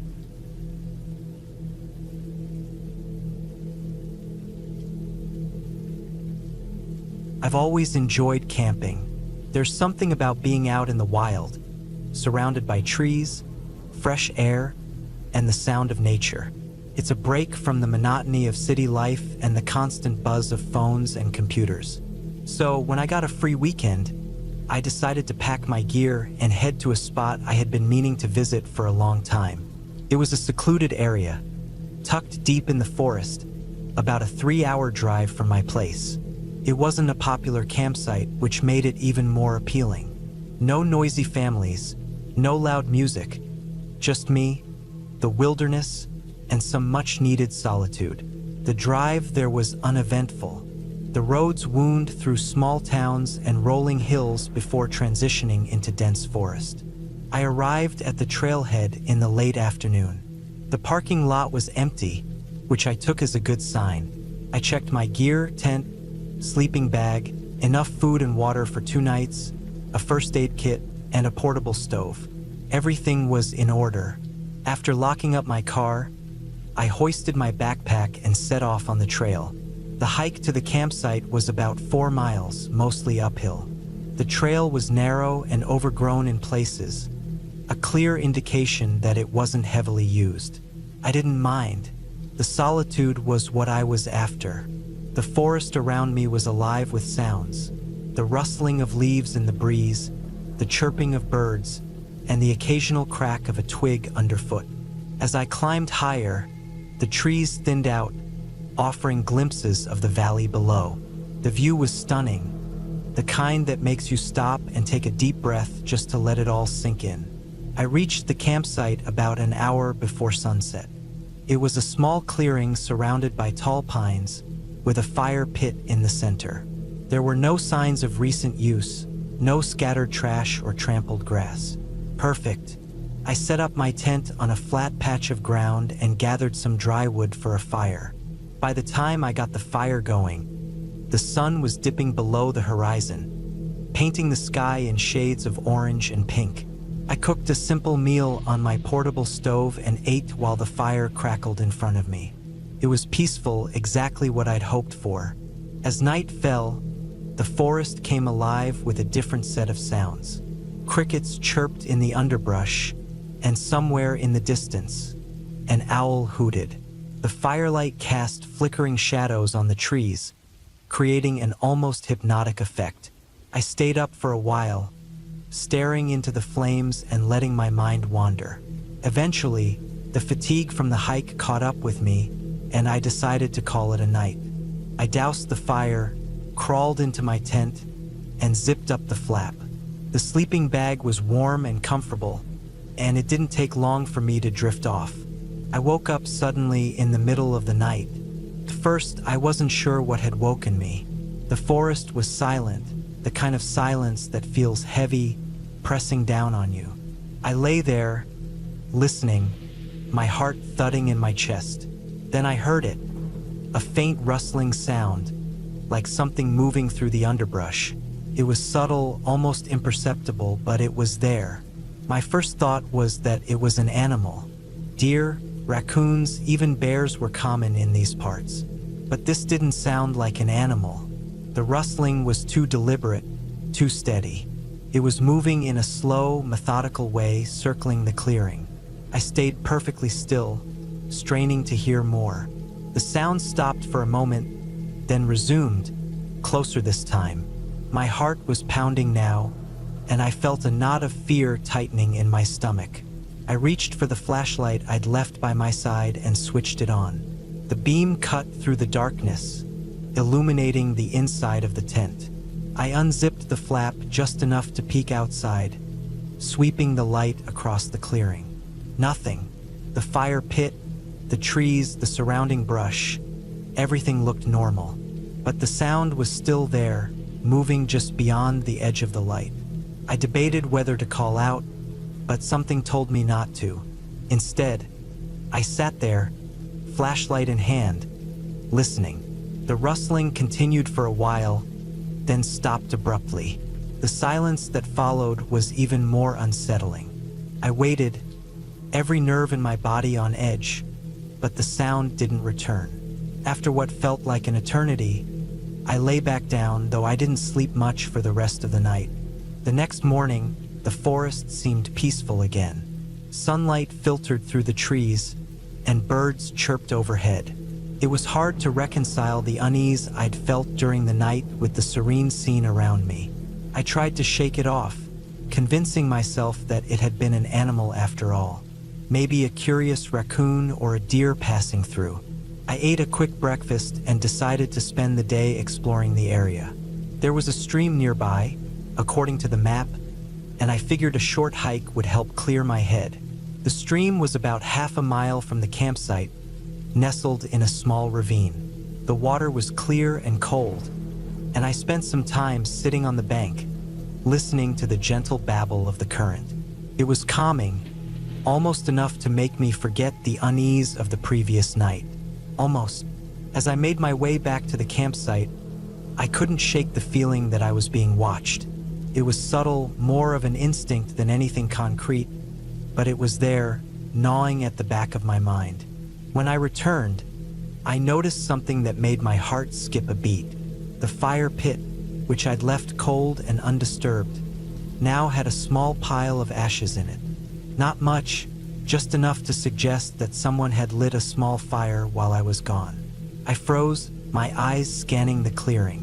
There was no one there, but the sense of unease came rushing back, stronger than before. I checked my gear. Nothing was missing, nothing out of place. But the fact that someone had been here while I was away sent a chill down my spine. I decided to pack up and leave. As much as I loved camping, my instincts were screaming at me to get out of there. I hurriedly broke down my tent and stuffed everything into my backpack. The hike back to the car felt longer than it had on the way in. Every snap of a twig, every rustle of leaves, made me jump. I kept glancing over my shoulder, half expecting to see someone following me, but the trail remained empty. When I finally reached the parking lot, I felt a wave of relief. My car was right where I'd left it, undisturbed. I threw my backpack into the trunk and climbed into the driver's seat, locking the doors behind me. As I started the engine and pulled out onto the road, I glanced in the rearview mirror one last time. The forest stood silent and still, as if nothing had happened. I've thought about that trip a lot since then, replaying every detail in my mind. I don't know who or what was out there that night, but I'm certain of one thing. I wasn't alone. I haven't been camping since, and I'm not sure I ever will again. The wilderness, for all its beauty, has a way of reminding you just how vulnerable you really are.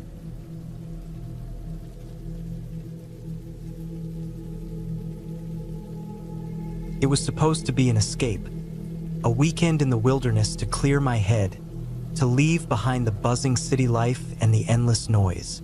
I packed my gear, my tent, enough food and water for 3 days, and drove 3 hours to a remote camping site I had found online. The place wasn't on any official maps, which made it all the more appealing.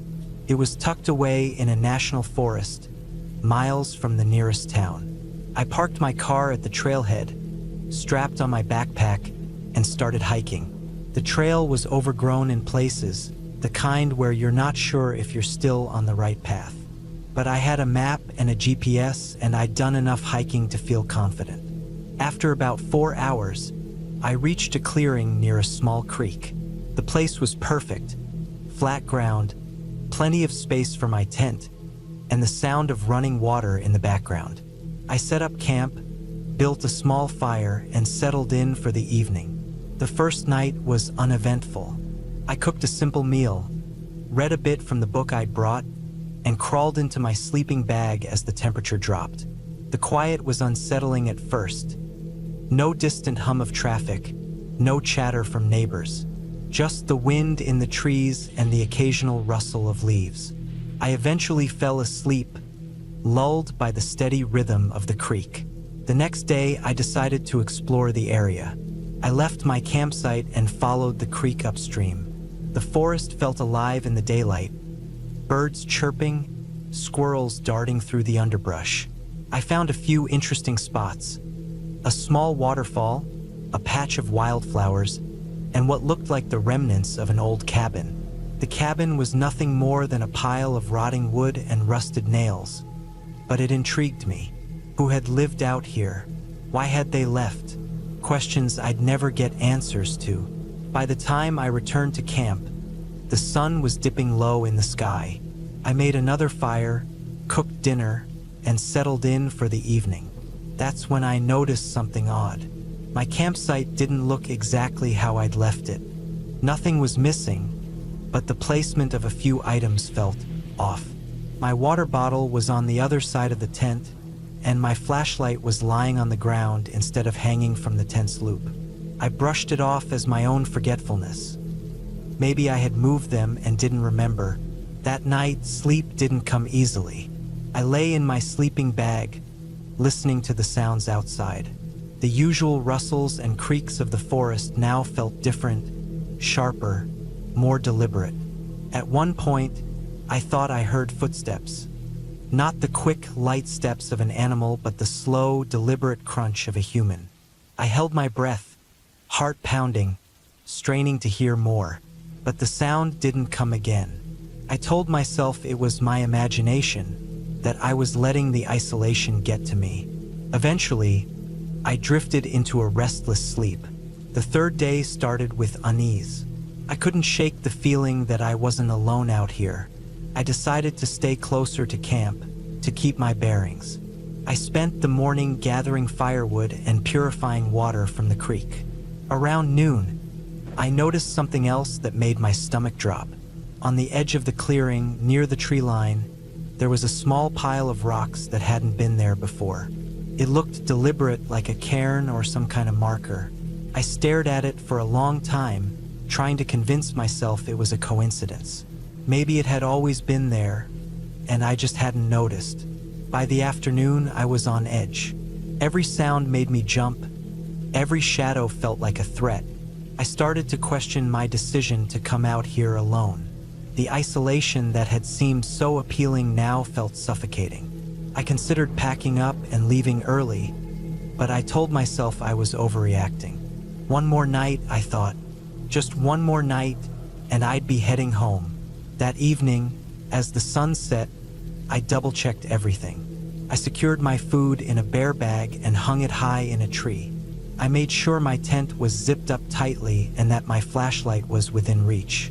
I even kept my knife close, just in case. The fire crackled as I sat by it, staring into the flames and trying to calm my nerves. The forest around me seemed unnaturally quiet. No birds, no insects. Just silence. Then I heard it, a sound that froze me in place. A low, guttural noise, like a growl but deeper. It came from the trees behind me, where the cairn had appeared earlier. I spun around, flashlight in hand, but the beam revealed nothing, just trees and shadows. I stayed by the fire, gripping the flashlight and knife, my heart racing. The sound didn't come again, but I couldn't shake the feeling of being watched. I barely slept that night. Every noise made me jolt awake. Every gust of wind sounded like footsteps. When morning finally came, I was exhausted but relieved. I decided to pack up and leave as quickly as possible. As I dismantled my tent and gathered my gear, I kept glancing around, half expecting to see someone or something lurking in the trees. The hike back to my car felt much longer than the hike in. Every snap of a twig, every rustle of leaves made my pulse spike. I kept checking over my shoulder, convinced I wasn't alone.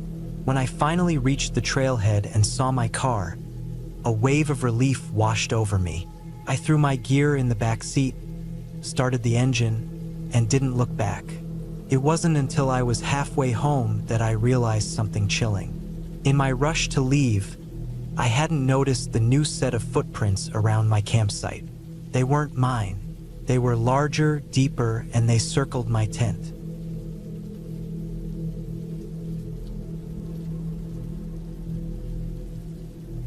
It all started when I decided to go on a solo camping trip to clear my head. Life had been stressful lately, and I thought spending a few days alone in nature would help. I chose a spot deep in the woods, far from the usual trails and campsites. It was a place I had visited years ago with some friends, and I remembered it being quiet and untouched, the perfect place to disconnect. I packed everything I thought I'd need: a sturdy tent, sleeping bag, enough food for 3 days, a portable stove, a first aid kit, and my trusted hiking boots. I also carried a map and compass, even though I downloaded the area on my GPS. I knew how unreliable technology could be out here. The drive to the trailhead took a few hours, and by the time I parked my car and started hiking, the sun was already dipping low in the sky. The trail was overgrown and barely visible in some places, but I liked that. It meant fewer people came this way.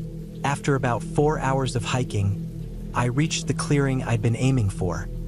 A small, flat patch of ground surrounded by tall pines, with a stream running nearby. It was as beautiful as I remembered. I set up my tent quickly, gathered some firewood, and started a small campfire. As the flames crackled, I cooked a simple meal and sat back to enjoy the quiet. The only sounds were the rustling leaves, the distant hoot of an owl, and the gentle gurgle of the stream. That first night was uneventful. I slept well, lulled by the sounds of the forest. The next morning, I woke up early, brewed some coffee on my portable stove, and planned to spend the day exploring the area. I wanted to find the old trail that led to a nearby ridge. The view from there was supposed to be incredible. I packed some snacks, a water bottle, and my map, and set off. As I walked, the forest grew denser. The trail, if you could even call it that, was barely a faint line on the ground. Fallen branches and patches of thick undergrowth slowed me down, but I didn't mind. It was part of the adventure. After about an hour, I realized I hadn't seen the stream for a while. I should have been following it to the ridge, but somehow I'd veered off course. I checked my map and compass, adjusted my direction, and kept going. The forest felt different here. The trees were closer together, their branches twisting in ways that blocked out the sunlight. The air was cooler, and the usual sounds of the forest seemed muted. It wasn't exactly unsettling, but I couldn't shake the feeling that I was being watched. I told myself it was just my imagination and pressed on. Eventually, I found the stream again. Relieved, I followed it until I reached the ridge. The view was worth the effort. Rolling hills stretched out before me, their tops covered in mist. I sat there for a while, eating my snacks and enjoying the solitude. By the time I started heading back, the sun was already sinking low. That's when things started to feel off. The return trip seemed to take longer, even though I was retracing my steps. The forest, which had felt alive and welcoming earlier, now seemed oppressive. Shadows stretched longer, and the air grew colder. I quickened my pace, wanting to get back to my campsite before dark. When I finally reached my tent, it was nearly dusk, but something was wrong. The tent flap was open, even though I was sure I'd zipped it shut. Inside, my belongings were scattered. At first, I thought it might have been an animal, but nothing was torn or chewed. My food, which I'd hung in a tree to keep it safe, was untouched. It didn't make sense. I spent the evening on edge, scanning the tree line as I cooked dinner. The fire's light only seemed to make the darkness beyond it deeper. I kept my flashlight and a small knife within arm's reach as I ate. Every rustle of leaves or snap of a twig made my heart race. Eventually, I convinced myself that it must have been an animal and crawled into my tent. I locked the zipper from the inside and kept my knife close as I tried to sleep. That night, I woke up to a noise. It wasn't the usual sounds of the forest. This was deliberate, like footsteps crunching on leaves. My heart pounded as I lay there, holding my breath. The steps stopped just outside my tent. For what felt like an eternity, there was silence. Then, slowly, the footsteps moved away. I didn't sleep for the rest of the night. As soon as the first light of dawn broke, I packed up my campsite and decided to head back to my car. The forest didn't feel peaceful anymore. It felt hostile. Every step I took, I felt like I was being followed.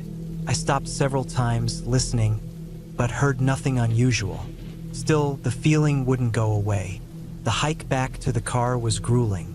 I was exhausted from the lack of sleep and the constant stress. When I finally reached the trailhead, I was relieved to see my car still there. But my relief was short-lived. As I approached, I noticed something on the windshield, a single muddy handprint. It was too large to be mine, and I hadn't seen anyone else out here. I didn't stop to think. I threw my gear into the car, started the engine, and drove away as fast as I could. Even now, I can't explain what happened. Was it a person? If so, why were they out there so deep in the woods, and why did they approach my tent? Or was it something else entirely? I'll never know. All I know is that I won't be going back to that forest again.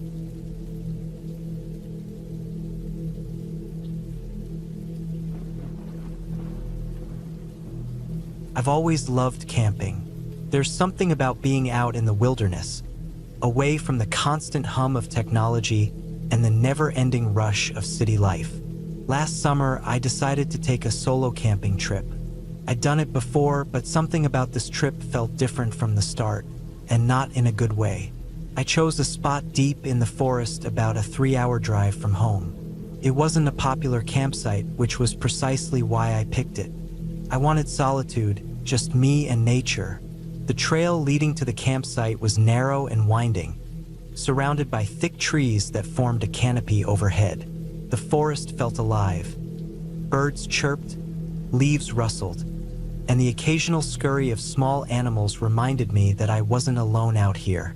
I arrived late in the afternoon, parked my car at the small gravel lot near the trailhead, and started hiking. My pack was heavy, loaded with everything I'd need for a couple of nights. A tent, food, water, a small stove, and other essentials. The trail was well marked but steep in some places, and the weight of my gear made the hike more challenging than I'd expected. Sweat dripped down my face as I trudged along, my boots crunching against the dirt and rocks. After about an hour, I reached the campsite. It was a small clearing surrounded by tall pines and oaks. A fire pit sat in the center, ringed with large stones. Nearby, a fallen tree offered a makeshift bench. The place felt secluded, exactly what I'd wanted. I set down my pack and stretched, my muscles aching from the hike. The sun was starting to dip toward the horizon, casting long shadows across the clearing. I pitched my tent quickly, grateful for the practice I'd had on previous trips. By the time the sun disappeared behind the trees, my campsite was ready. I lit a small fire in the pit, its orange glow pushing back the encroaching darkness.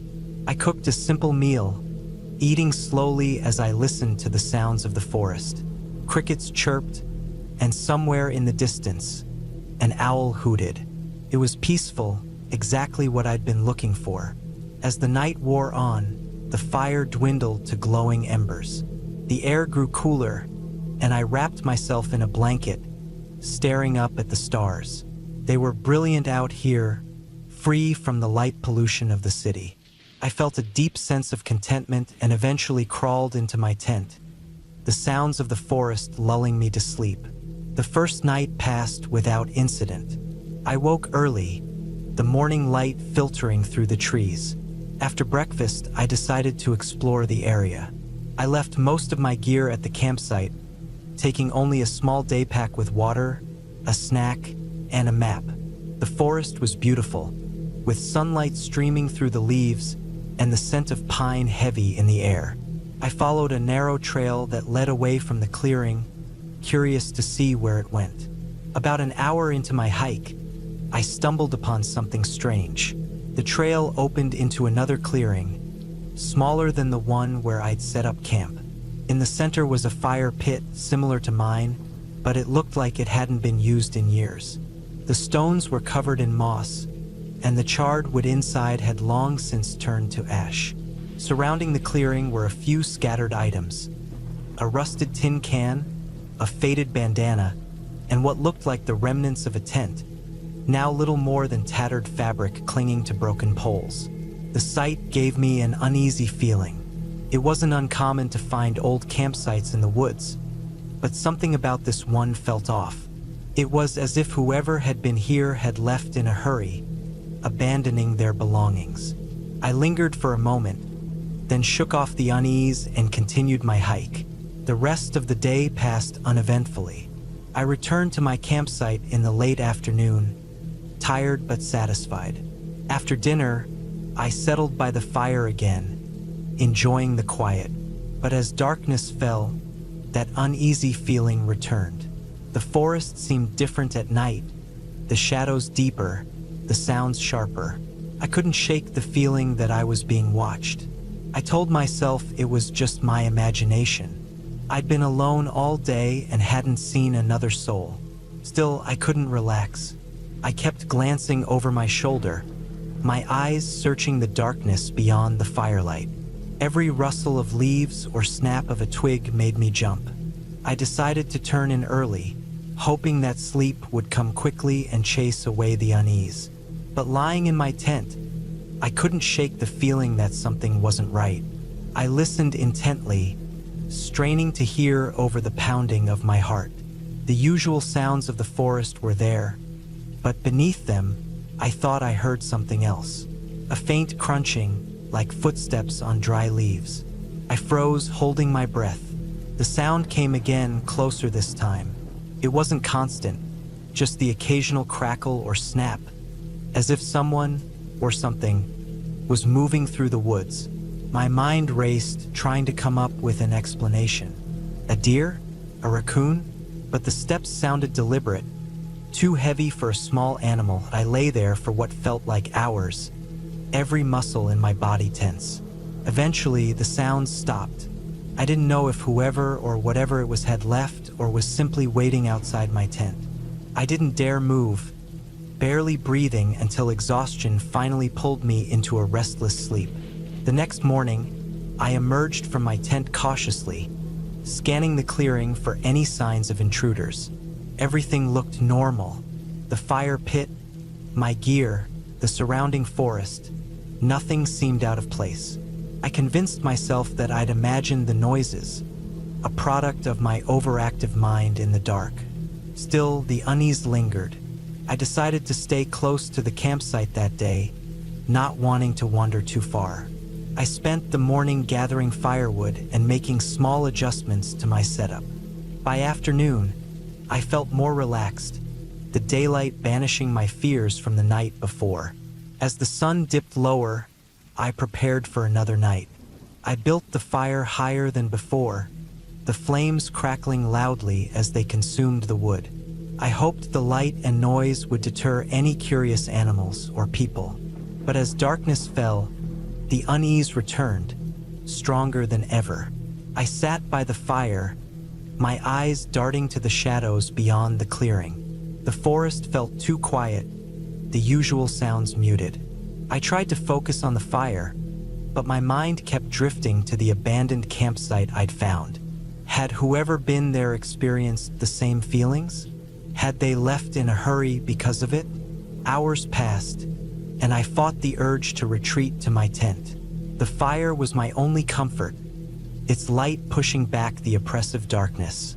But eventually, I had to let it die down. I couldn't risk running out of wood before morning. As the flames dwindled, the shadows crept closer, and my unease turned to fear. Then I heard it again, the crunching of footsteps. This time, there was no mistaking it. The sound was deliberate, moving steadily toward the clearing. My heart pounded as I scanned the darkness, but I couldn't see anything beyond the faint glow of the embers. I grabbed my flashlight, fumbling to turn it on. The beam cut through the darkness, revealing nothing but trees and underbrush. The footsteps stopped, and for a moment, everything was silent. Then, from the edge of the clearing, I saw movement. A figure, barely visible, slipped between the trees. Panic set in. I shouted, my voice hoarse, hoping to scare off whoever was out there. But the figure didn't respond.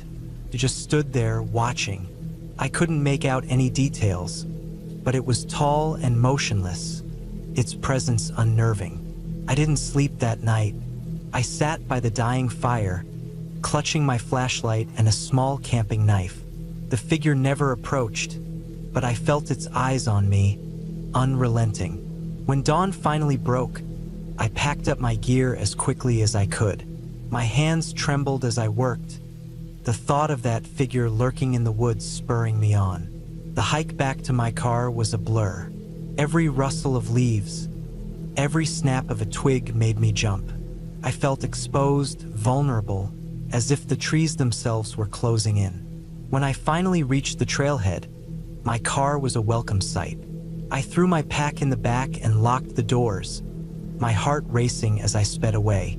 Even now, I can't explain what happened on that trip. I've tried to rationalize it, telling myself it was just another camper or a trick of the light. But deep down, I know it was something more. The feeling of being watched, the deliberate footsteps, the figure in the darkness. It all felt too real to ignore. I haven't been camping since. The woods, once a place of peace and solitude, now feel threatening. I've shared my story with a few friends, but most just laugh it off, saying I let my imagination get the best of me. Maybe they're right, or maybe they've never felt the kind of fear that lingers long after you've left the forest behind.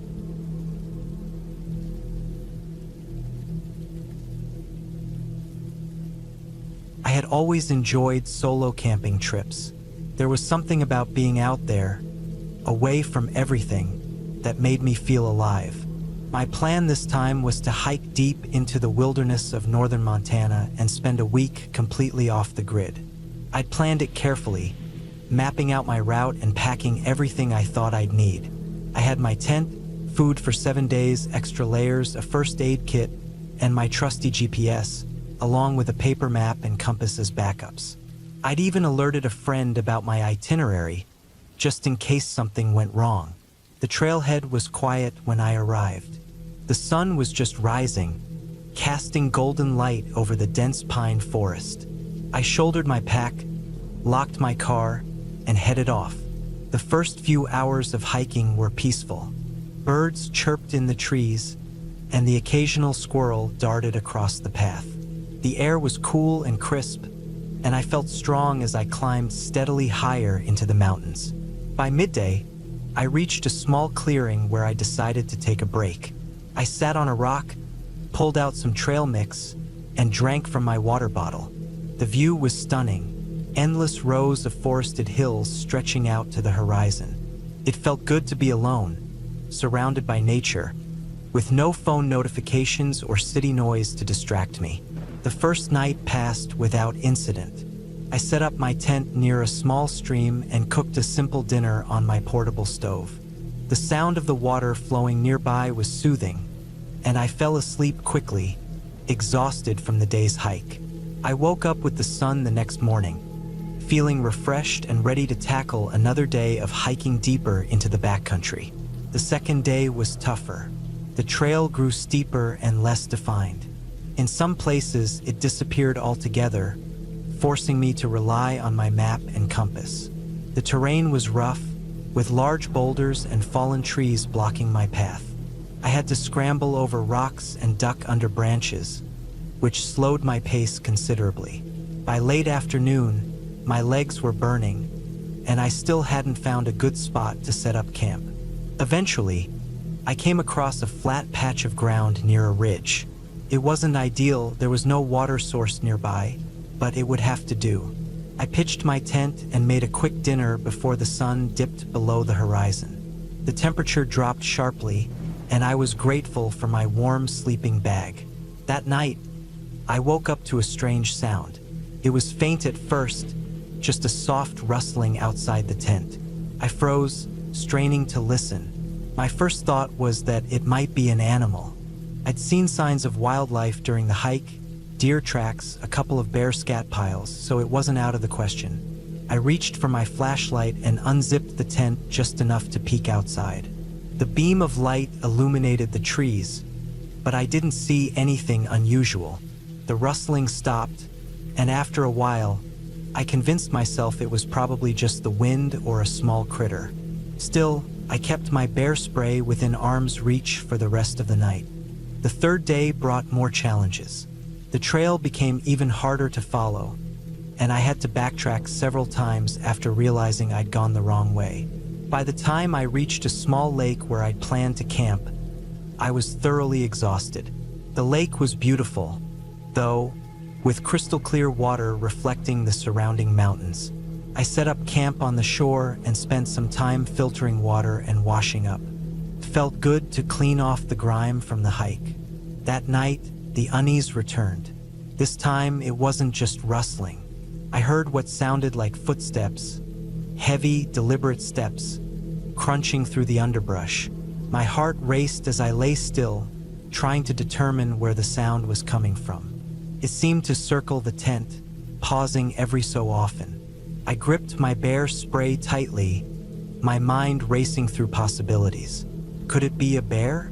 But bears don't usually act like that, and I'd taken all the proper precautions with my food. The footsteps eventually faded away, but I didn't sleep much after that. When morning came, I packed up quickly and decided to move on. The feeling of being watched stayed with me, though, and I couldn't shake the sense that something was off. I tried to tell myself it was all in my head, that I was just spooking myself, but it didn't help. On the fourth day, I decided to change my route. I'd originally planned to loop back around and take a different trail out, but now I just wanted to get back to the trailhead as quickly as possible. I spent most of the day hiking at a brisk pace, barely stopping to eat or rest. The forest felt different now, less inviting, more oppressive. Every snap of a twig or rustle of leaves made me jump. Late in the afternoon, I came across something that made my blood run cold. In a small clearing, I found a campsite, or what was left of one. There was a torn tent, its poles bent and broken, and scattered gear. It didn't look like it had been there long. The damage could have been caused by a bear, but there were no claw marks or other signs of an animal attack. It looked more like someone had trashed the place deliberately. My gut told me to get out of there as fast as possible. I pushed on, even though I was tired and the sun was starting to set. I didn't want to camp anywhere near that site. Eventually, I found a spot near a rocky outcrop that seemed relatively safe. I didn't bother with a fire or cooking dinner. I just ate a protein bar and crawled into my tent. I kept my bear spray and a knife close at hand and tried to sleep, but every noise outside kept me on edge. The fifth day was a blur. I was completely focused on getting back to the trailhead. My legs ached, and my pack felt heavier with every step, but I didn't care. I just wanted to be out of the woods. Around midday, I noticed something that made my stomach drop. Fresh footprints heading in the same direction as me. They were large, made by boots, and they hadn't been there when I passed through this area before. Someone was ahead of me on the trail. I quickened my pace, hoping to catch up to whoever it was. Maybe they'd seen something, or maybe they could help me figure out what was going on. But as the hours passed and I didn't see anyone, my anxiety grew. The footprints veered off the trail at one point, disappearing into the forest. I kept going, not wanting to follow them. By the time I reached the trailhead, it was late afternoon. My car was still there, untouched, and I've never been so relieved to see it. I tossed my pack in the trunk and climbed in, locking the doors immediately. As I started the engine and pulled away, I couldn't shake the feeling that I was being watched. Even now, weeks later, the experience haunts me. I don't know who or what was out there, but I'm not sure I'll ever go camping alone again.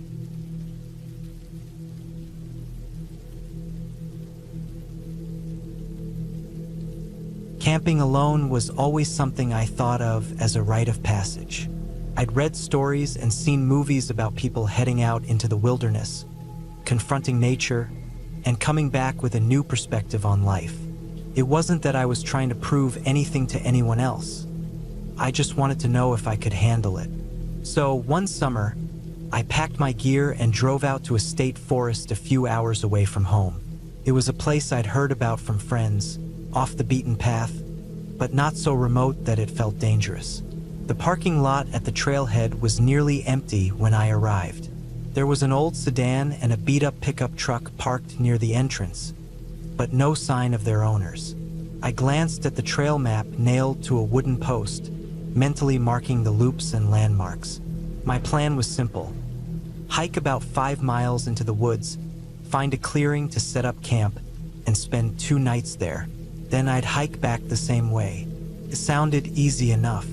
The first few hours of hiking were peaceful. The trail was well maintained, winding through dense trees that blocked out most of the sunlight. Birds chirped above, and the occasional rustle in the underbrush reminded me I wasn't completely alone. I stopped a few times to drink water and adjust my pack, but mostly I kept moving, eager to get to my campsite before the sun started to set. Around mid-afternoon, I found a small clearing near a creek. It was perfect, flat ground, plenty of space for my tent, and close enough to the water for convenience. I set down my pack and started unpacking. First, I pitched my tent, taking care to anchor it securely. Then I gathered some rocks to create a fire ring. By the time I'd finished, the shadows were growing longer, and the air had a noticeable chill. After collecting enough firewood to last the evening, I sat down to eat a simple meal. The quiet was both calming and unnerving. Every crack of a branch or rustle of leaves had me glancing over my shoulder. It was amazing how, even in a place as serene as this, my mind could conjure up imaginary threats. I told myself it was just the natural anxiety of being alone in an unfamiliar place. As darkness fell, I lit a small fire. The flames danced and crackled, casting flickering shadows on the surrounding trees. I tried to read for a while, but the flickering light made it hard to focus. Instead, I leaned back against a log and stared into the fire, letting my mind wander. The sounds of the forest seemed louder at night. The chirping of crickets, the hoot of an owl, the occasional splash from the creek. It all felt amplified in the darkness. I was just starting to doze off when I heard it. A distinct snapping sound, like a branch breaking underfoot. My eyes snapped open, and I sat up straight, my heart racing. The fire had burned down to embers, casting only a faint glow. I strained my ears, trying to determine where the sound had come from. It was hard to tell. The dense forest seemed to echo every noise, making it impossible to pinpoint a source. I told myself it was probably just an animal, a deer maybe, or a raccoon. I'd seen tracks on the trail earlier, and it wasn't uncommon for wildlife to roam at night. Still, I couldn't shake the feeling of being watched. After a while, the noises stopped, and I managed to convince myself it was nothing. I banked the fire and crawled into my tent, zipping it up tight. Sleep didn't come easily. Every sound outside seemed amplified, each one setting my nerves on edge. At some point, exhaustion won out, and I drifted off. When I woke, the sun was just starting to rise, casting a golden light through the trees. I felt a little silly for being so jumpy the night before. The forest looked so different in the daylight, almost welcoming.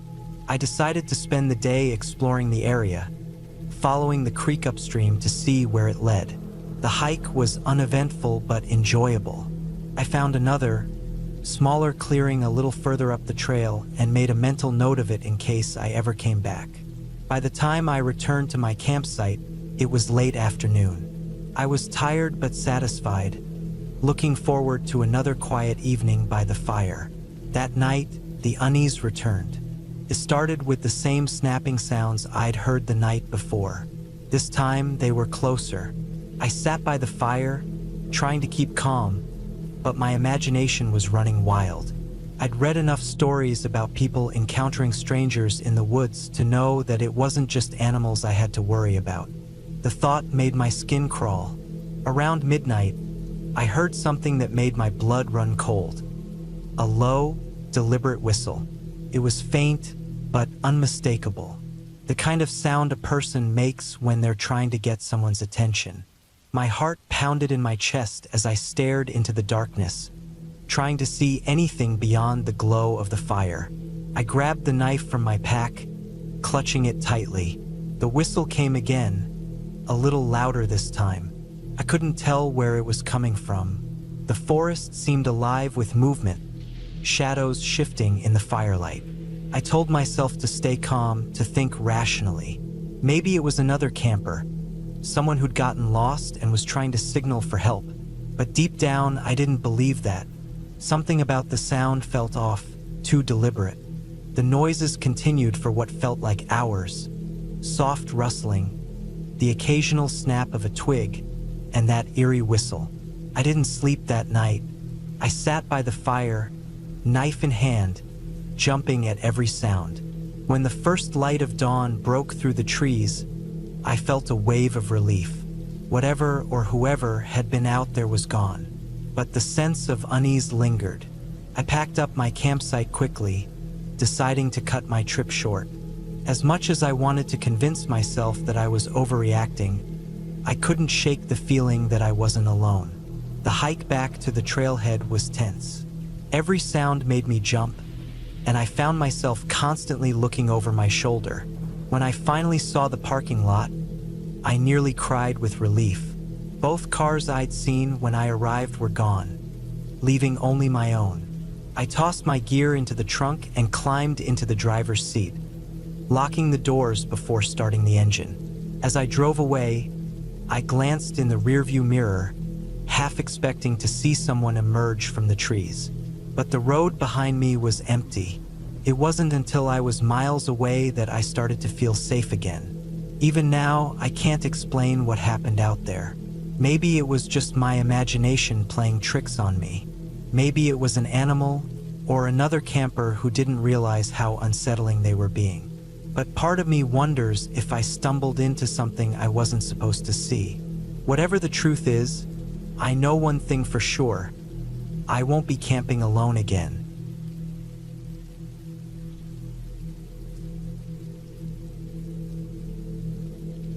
It started as a simple idea.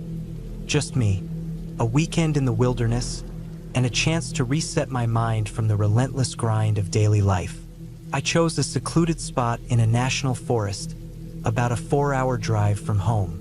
The appeal was its remoteness. It was far enough from any town that I'd be unlikely to see another soul, which was exactly what I wanted. I'd packed my gear meticulously. A sturdy tent, a sleeping bag rated for cold temperatures, enough food and water for 3 days, a first aid kit, and all the essentials I'd need to stay comfortable and safe. The drive out was uneventful, and by early afternoon, I was pulling into a small dirt lot at the trailhead.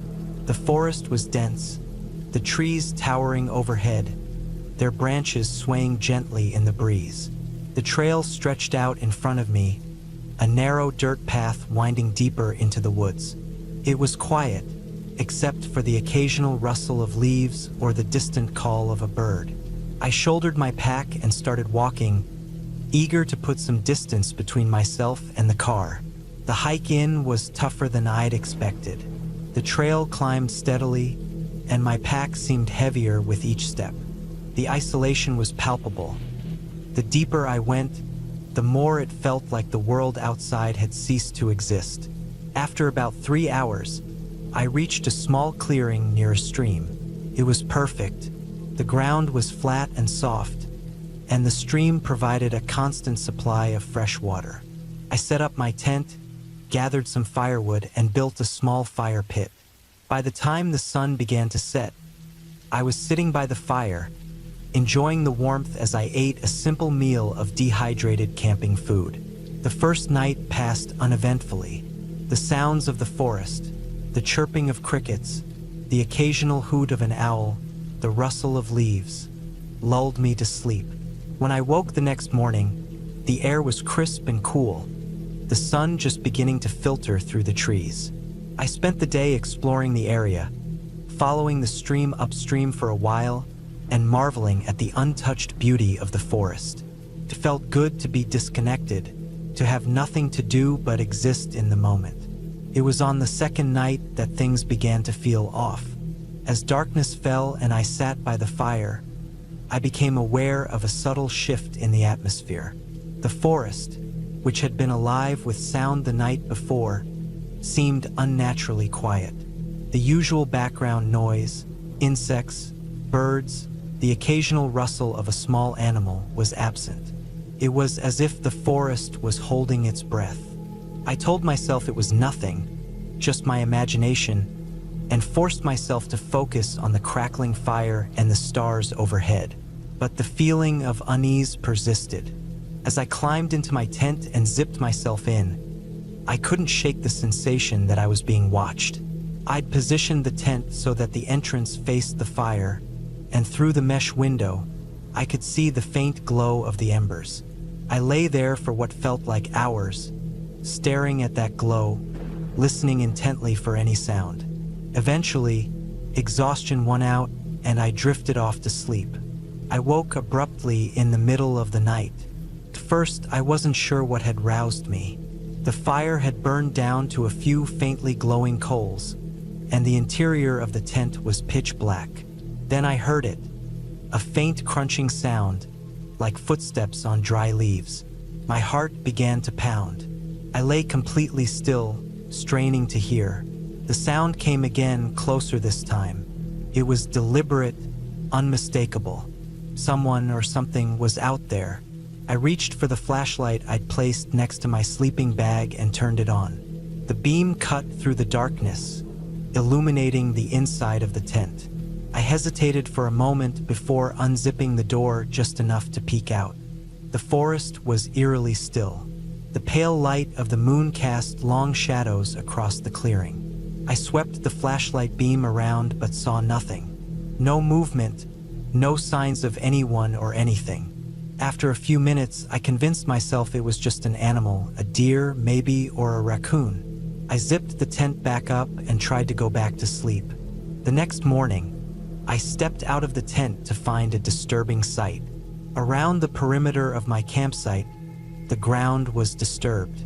The leaves and dirt had been kicked up, as if someone had walked in circles around my tent. I crouched down to inspect the marks more closely. They weren't hoof prints or paw prints, they were footprints. Bare human footprints. My stomach churned as I realized they weren't mine. Someone had been here, walking around my campsite while I slept. I debated what to do. Part of me wanted to pack up and leave immediately, but I'd spent so much time planning this trip, and I wasn't ready to let some creepy footprints ruin it. I decided to stay, but to keep my guard up. I spent the day close to camp, gathering more firewood and keeping a sharp eye out for anything unusual. I didn't see or hear anything out of the ordinary, and by evening, I'd almost convinced myself that the footprints were old, that they'd been there before I arrived and I just overlooked them. That night, I built the fire bigger and brighter than before. I sat close to it, my back to the tent, scanning the trees for any sign of movement. The forest seemed to have regained some of its usual sounds, and the normalcy was comforting. Still, I couldn't shake the feeling that I wasn't alone. As the fire died down, I reluctantly climbed into the tent, clutching my flashlight like a weapon. I didn't sleep well. Every little sound, the creak of a branch, the rustle of leaves, set my nerves on edge. Around midnight, I heard it again. The unmistakable crunch of footsteps. They were slow, deliberate, circling the campsite. My pulse raced as I fumbled for the flashlight. When I turned it on, the footsteps stopped. I unzipped the tent and shone the beam into the darkness. Nothing. The forest was still. But as I turned the flashlight off and lay back down, the footsteps resumed. This time, I didn't hesitate. I grabbed my knife from my pack and stepped out of the tent. My heart was pounding, and my hands were shaking as I scanned the clearing. The moonlight illuminated the campsite just enough for me to see the faint outline of a figure standing at the edge of the trees. They didn't move, didn't make a sound. I froze, gripping the knife tightly, unsure of what to do. After what felt like an eternity, the figure turned and disappeared into the woods. I didn't sleep the rest of the night. At the first light of dawn, I packed up my gear as quickly as I could and started the hike back to the car. Every snap of a twig or rustle of leaves made me jump, and I kept glancing over my shoulder, half expecting to see the figure following me. When I finally reached the car, I tossed my pack into the back seat and locked the doors before starting the engine. As I drove away, I felt a wave of relief wash over me, but the unease lingered. Even now, weeks later, I can't stop thinking about that trip. I've told myself it was just some harmless wanderer, maybe another camper who stumbled upon my site by accident. But deep down, I know that's not true. Whoever it was, they were watching me, following me, waiting for something. I've gone camping since, but I've never returned to that forest, and I don't think I ever will.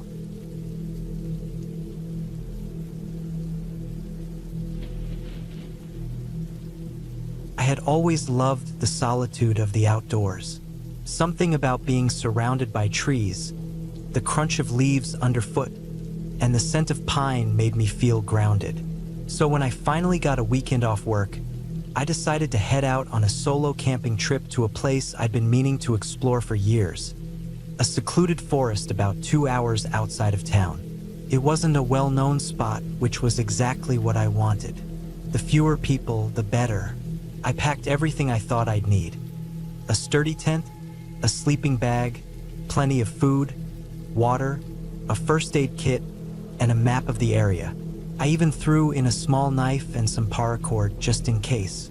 The drive out was peaceful, the roads empty, and the landscape gradually shifting from urban sprawl to rolling hills and dense woods. By the time I reached the trailhead, the late afternoon sun was casting long shadows across the dirt parking lot.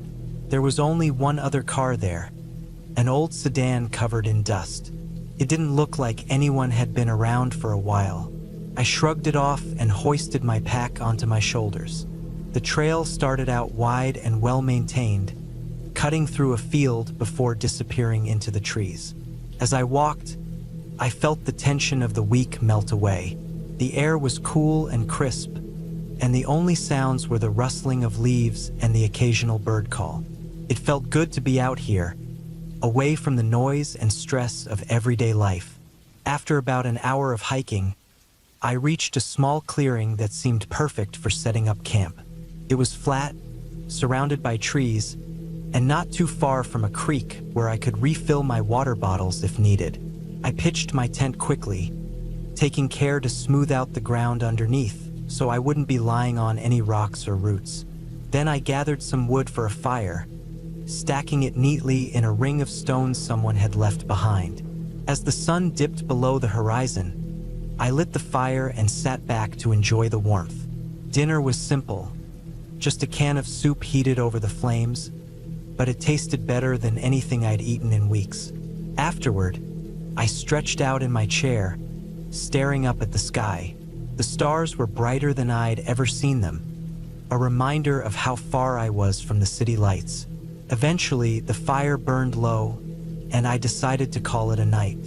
I crawled into my tent, zipped up the flap, and burrowed into my sleeping bag. The quiet was almost overwhelming at first, but exhaustion soon took over, and I drifted off. I woke up suddenly in the middle of the night. At first, I wasn't sure what had roused me.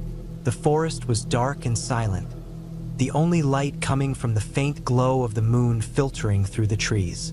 I lay still, listening. That's when I heard it. A faint rustling sound, like someone or something was moving through the underbrush nearby. My first thought was that it was an animal. Deer, raccoons, even bears were common in this area. But as I lay there, holding my breath, the sound didn't seem to match any of those. It wasn't the random scuffle of an animal foraging for food. It was deliberate, like footsteps. I told myself it was probably just my imagination. Maybe a branch had fallen, or the wind was stirring the leaves. But the sound didn't go away. If anything, it got closer. My heart started to pound, and I cursed myself for not bringing something more substantial for protection. The knife in my pack suddenly felt woefully inadequate. I debated whether to unzip the tent and look outside or stay hidden and hope whoever or whatever it was would move on. Before I could decide, the sound stopped. The silence was even worse. I strained my ears, trying to catch any hint of movement, but there was nothing. Just as I started to convince myself it had been a deer after all, I heard a new sound, a faint tapping, like someone was drumming their fingers on a hard surface. It was coming from the direction of the fire pit. My blood ran cold. I hadn't left anything out there that could make that noise. Slowly, I reached for my flashlight, careful not to make a sound. My hand shook as I clicked it on and aimed the beam at the tent flap. The thin fabric glowed faintly, but I couldn't see anything beyond it. Gathering my courage, I unzipped the flap just enough to peek outside. The fire pit was empty. The clearing looked exactly as I'd left it, with no sign of anyone or anything. But the tapping sound continued, now coming from just beyond the circle of trees. I swept the flashlight beam in that direction, but it only illuminated more darkness. My mind raced. If it was a person, why weren't they saying anything? Why would they be out here in the middle of nowhere, messing around in the dark? I ducked back inside the tent and zipped it up all the way. My heart was hammering in my chest, and I could feel sweat trickling down my back despite the cool night air. I didn't sleep for the rest of the night. Instead, I sat there clutching the flashlight and the knife, jumping at every little sound. Eventually, the first light of dawn crept into the tent, and I felt a wave of relief. When I finally emerged, the clearing looked completely normal. There were no footprints, no broken branches, nothing to suggest anyone had been there. I told myself I must have imagined it. Maybe I'd been more tired than I realized, and my mind had played tricks on me. Still, I couldn't shake the feeling of unease. I decided to cut my trip short. After packing up my gear, I started back down the trail. The hike out felt different. Every rustle of leaves made me jump, and I couldn't shake the feeling that I was being watched. At one point, I stopped to catch my breath and realized how quiet it was. The birds, which had been chirping cheerfully the day before, were silent. Even the wind seemed to have died down. When I finally reached the parking lot, my car was the only one there. The other car, the dusty sedan, was gone. I didn't remember hearing anyone leave, but I was too eager to get out of there to dwell on it. As I drove away, I glanced in the rearview mirror and saw the trailhead disappear behind me. For a moment, I thought I saw movement in the trees, but when I looked again, there was nothing. I've been on plenty of camping trips since then, but I've never gone back to that spot. I don't know what I heard that night, and part of me doesn't want to know. Sometimes, when I'm lying in bed at night, I'll hear a faint tapping sound and feel that same prickling fear. I've told myself it's nothing, just the house settling or a branch against the window. But deep down, I'm not so sure.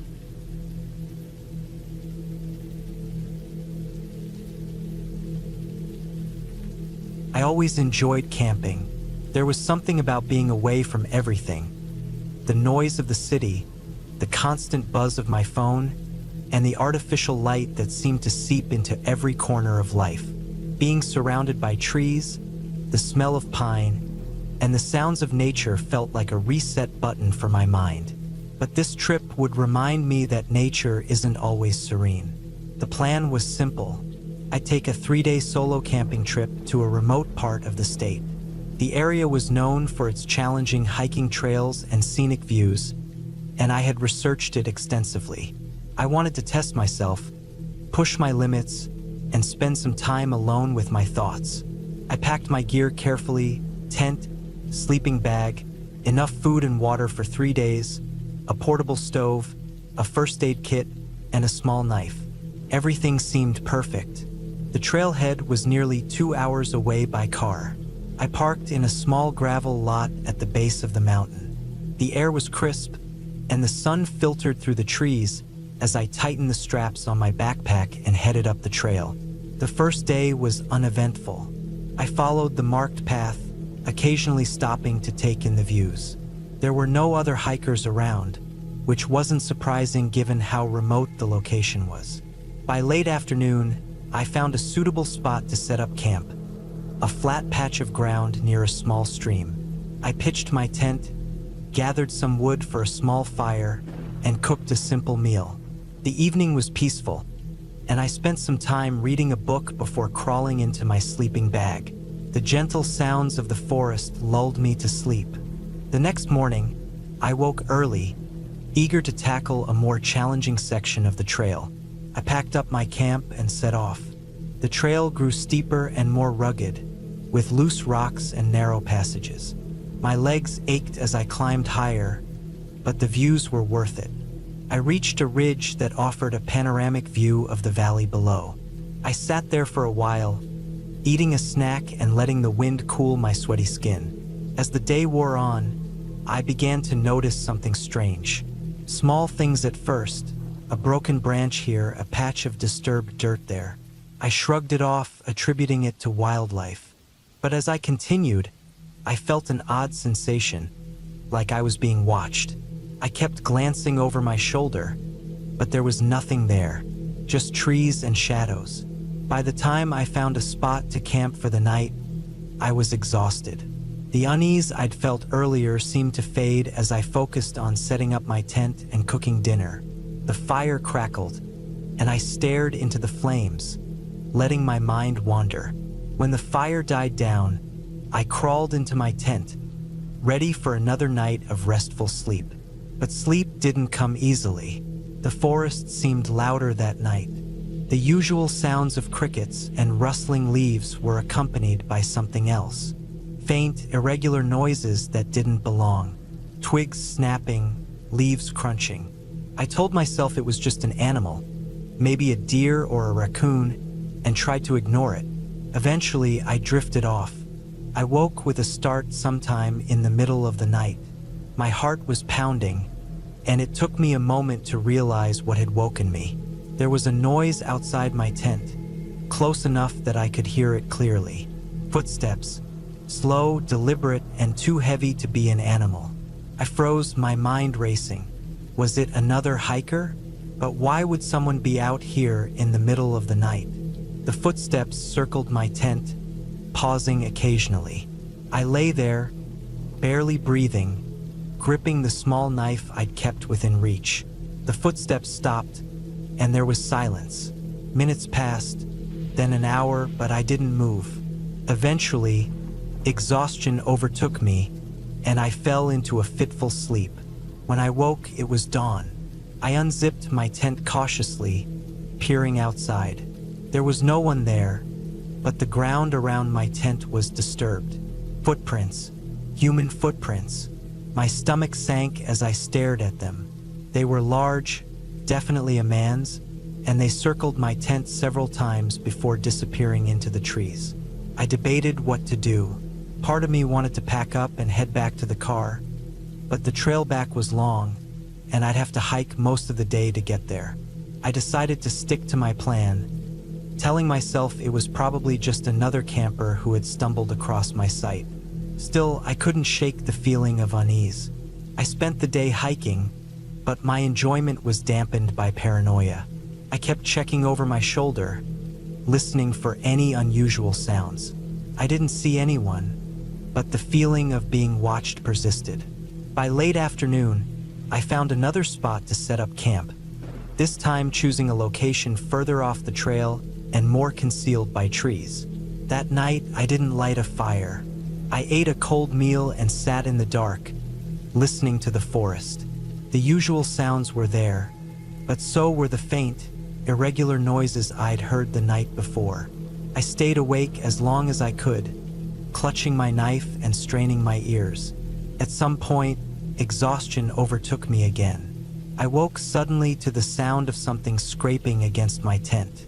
My heart leapt into my throat as I lay there, gripping my knife.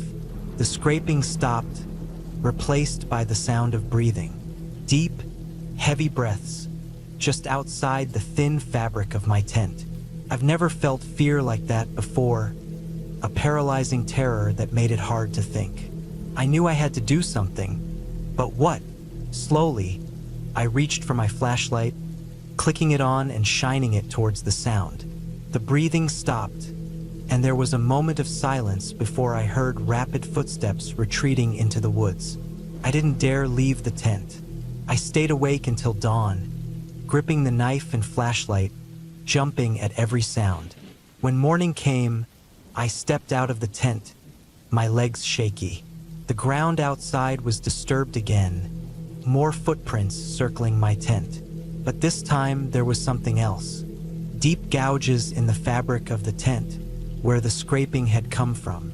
Whoever it was had used something sharp, maybe a knife or a tool. My stomach churned as I stared at the marks.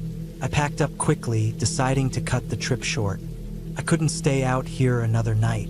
The hike back to the car was grueling, my legs weak from lack of sleep and adrenaline.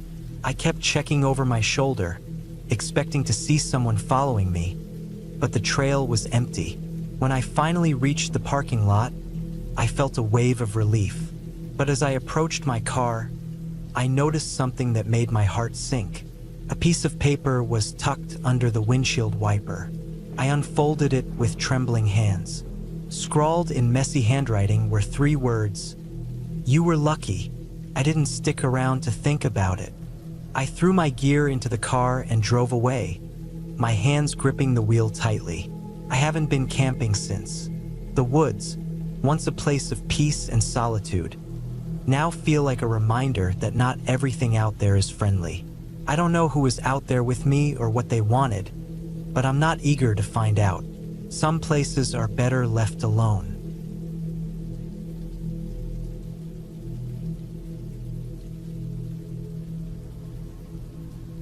I had always loved the idea of getting away from everything.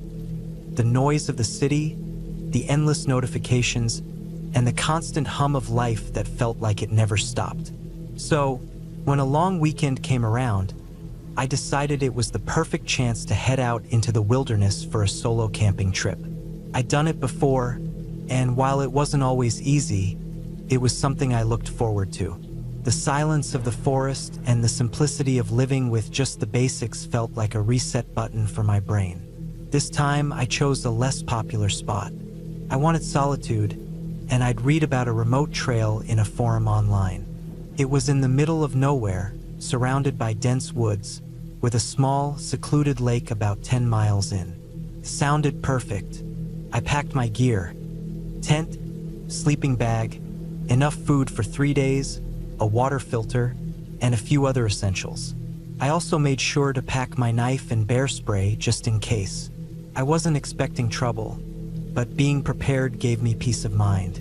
The drive to the trailhead was uneventful but long. The road narrowed the closer I got, eventually turning into a gravel path that wound through the forest. By the time I parked my car at the small dirt lot, it was already mid-afternoon. There were no other cars there, which was exactly what I'd hoped for.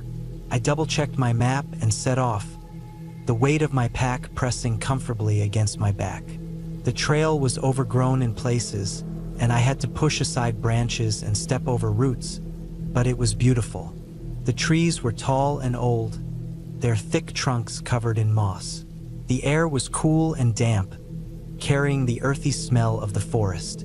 Every now and then, I'd hear the distant sound of a bird or the rustling of leaves as a squirrel darted through the underbrush. It felt like I was walking into a world untouched by humans. After about 4 hours of hiking, I reached the lake. It was smaller than I'd imagined, but still stunning. The water was so clear I could see the smooth stones at the bottom near the shore. Tall pines surrounded it, their reflections rippling on the surface. I found a flat spot near the edge of the water and set up my camp. The ground was soft but firm enough to hold the stakes of my tent. Once everything was ready, I sat on a rock by the water and ate a simple dinner of trail mix and jerky.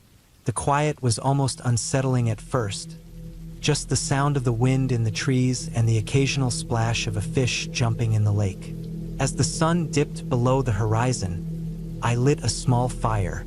The crackling flames and the warmth were comforting as the temperature dropped. I stayed up for a while, staring into the fire and letting my mind wander. When I finally crawled into my tent, it was completely dark outside. I zipped up the tent flap and lay down, listening to the sounds of the forest as I drifted off to sleep. I woke up suddenly in the middle of the night. At first, I wasn't sure why. The fire had gone out, and the only light came from the faint glow of the moon through the tent fabric. I listened, straining to hear anything unusual, but the forest was silent. Too silent. The usual background noise of insects and distant rustling was gone. It was the kind of silence that made the hair on the back of my neck stand up. I told myself it was nothing, just my imagination playing tricks on me. Still, I grabbed my knife and bear spray and placed them within arm's reach before lying back down. I closed my eyes, but sleep didn't come easily. The next day, I decided to explore the area around the lake. I left my tent and most of my gear behind, taking only my day pack with some snacks, water, and a map. The trail around the lake was faint, more of a game trail than anything meant for humans, but it was manageable.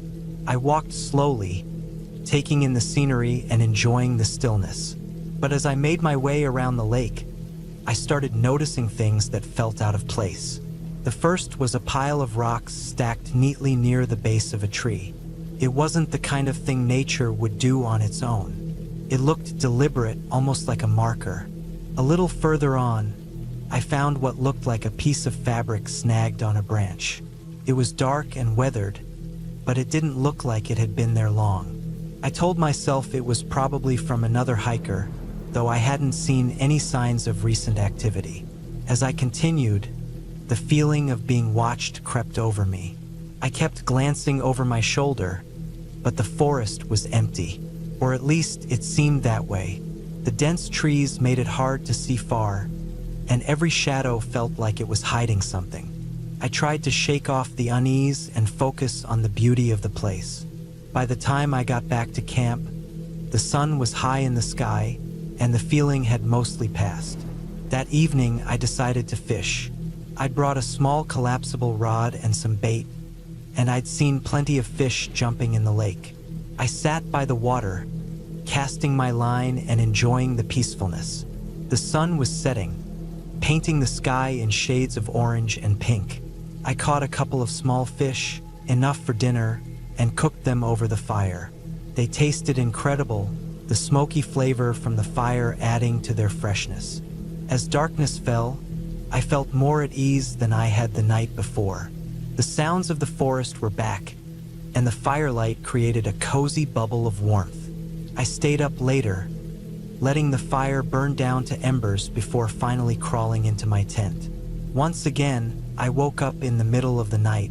This time, it wasn't silence that woke me. It was a sound. At first, I couldn't place it. It was faint, almost like the rustling of leaves, but more deliberate. I lay there, holding my breath and listening. The sound came again, closer this time. It was the crunch of footsteps on the forest floor. I froze. My mind raced through possibilities. An animal? Maybe, but the steps sounded too heavy for a deer or a raccoon. A bear? Unlikely, given how cautious they usually were around humans. My heart pounded in my chest as I reached for my knife and bear spray. The footsteps stopped right outside my tent. I didn't move. I didn't breathe. The seconds stretched into minutes as I waited, every muscle in my body tensed.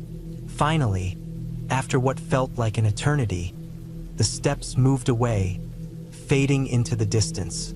I stayed awake the rest of the night, clutching my knife and listening for any sign of movement. None came.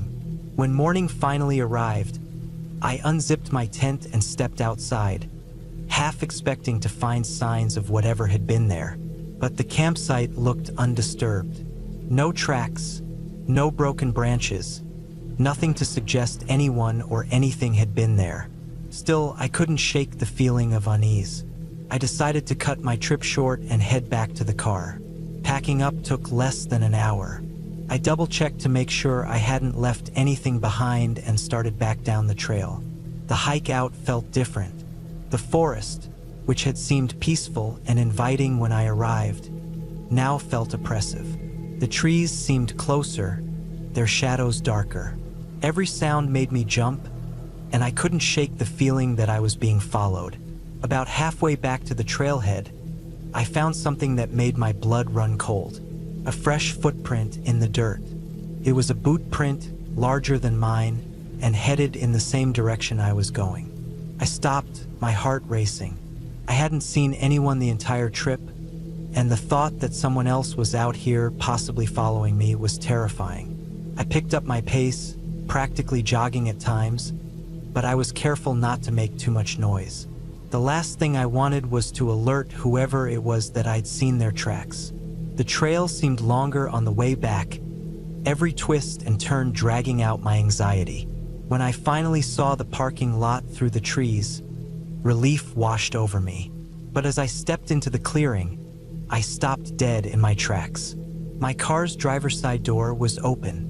I hadn't left it that way. I was sure of it. I'd locked the car before I set off.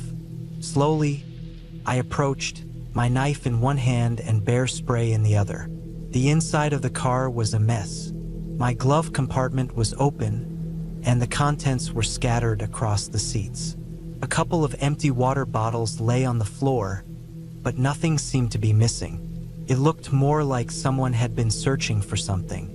I didn't waste any time. I threw my pack in the trunk, jumped into the driver's seat, and started the engine. As I pulled onto the gravel road, I glanced in the rearview mirror, half expecting to see someone step out of the trees. But there was nothing, just the empty lot and the dense forest beyond. The drive back to civilization felt like it took forever. I kept checking my mirrors, my mind replaying every strange moment of the trip. By the time I reached home, the tension in my body had turned into exhaustion. I locked every door and window, double-checked them, and then collapsed onto my couch, unable to shake the feeling that I'd narrowly escaped something I didn't fully understand. I never went back to that trail. In fact, I haven't been camping alone since. The wilderness still calls to me, but now I'm more cautious. Whatever happened out there, it reminded me that the forest isn't just a place of peace and beauty. It's also a place where you're completely alone, where help is miles away, and where sometimes the scariest thing isn't the wildlife or the elements. It's other people.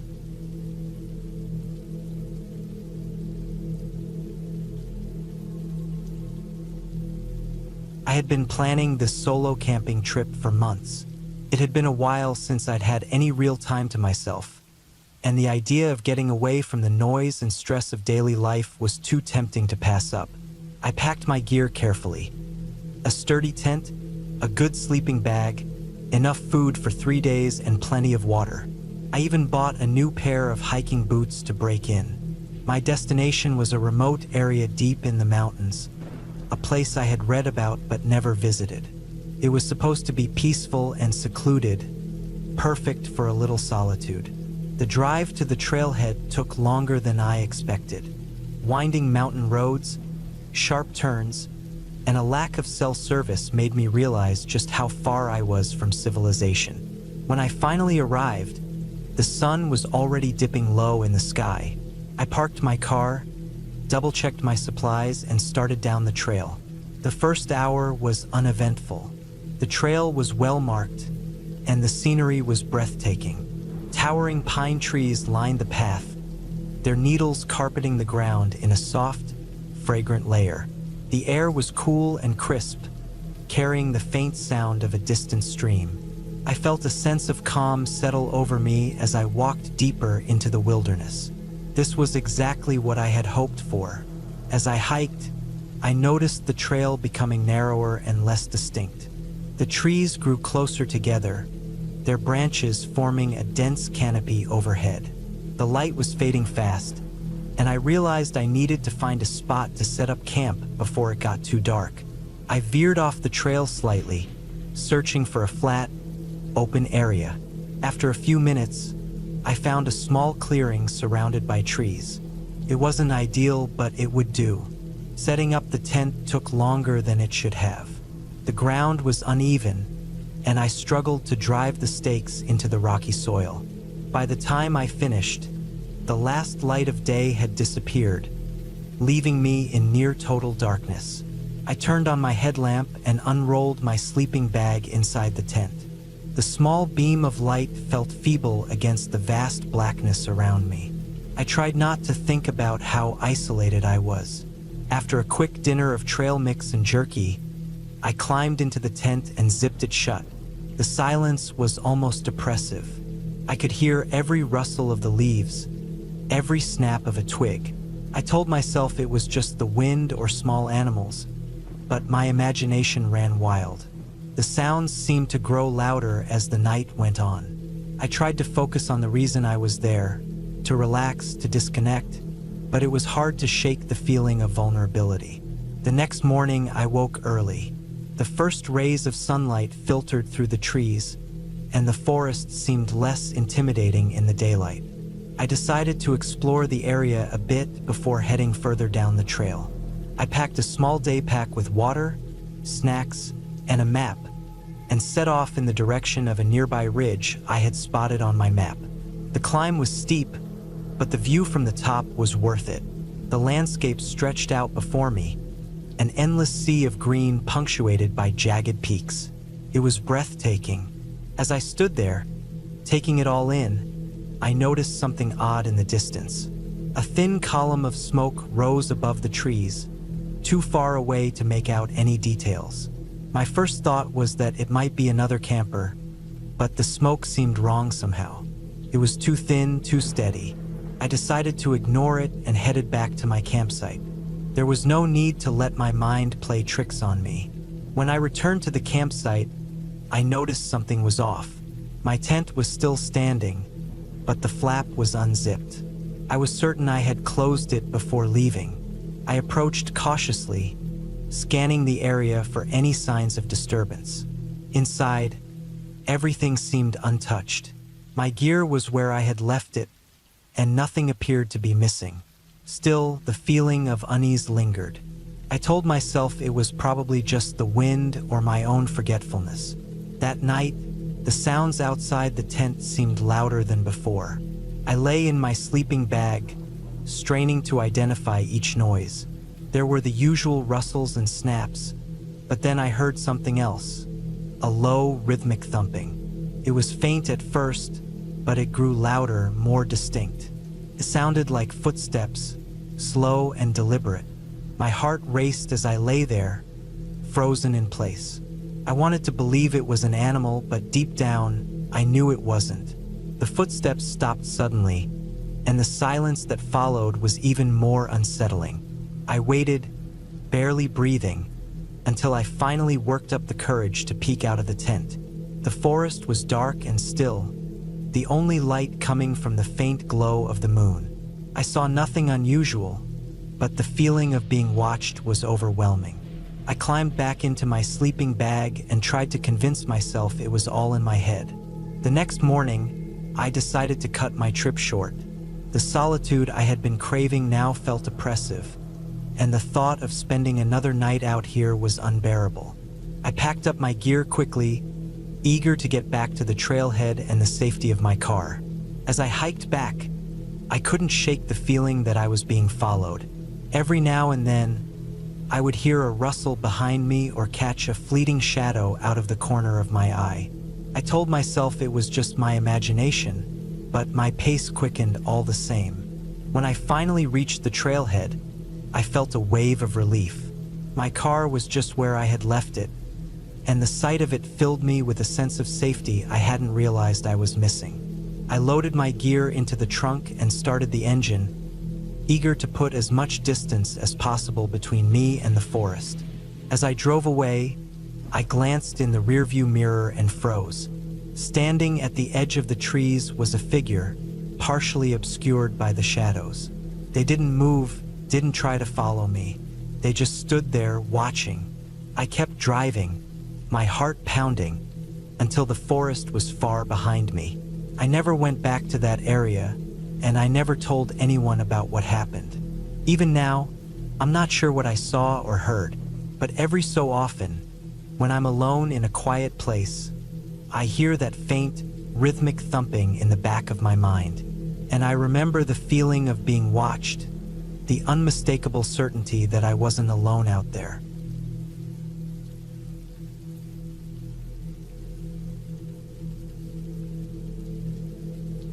I've always been someone who loves camping. The quiet of the wilderness, the absence of cell service, and the simplicity of living out of a backpack all appeal to me. So when I found a remote spot in the national forest that barely anyone seemed to visit, I jumped at the chance to spend a weekend there alone. It was a few hours' drive from where I lived, and the trailhead was tucked away on an unmarked dirt road. The remoteness was part of the charm. I packed my gear with care: tent, sleeping bag, plenty of water, food, a small cooking stove, flashlight, and some other essentials. I also brought along a map and compass, even though I had a GPS watch, because I'm not one to rely solely on technology. The weather forecast was clear, and I was eager to escape the buzz of daily life. The hike to the campsite was about 8 miles, mostly uphill. The trail wasn't well maintained, and at times, it was little more than a faint path winding through the trees. I enjoyed the challenge, though.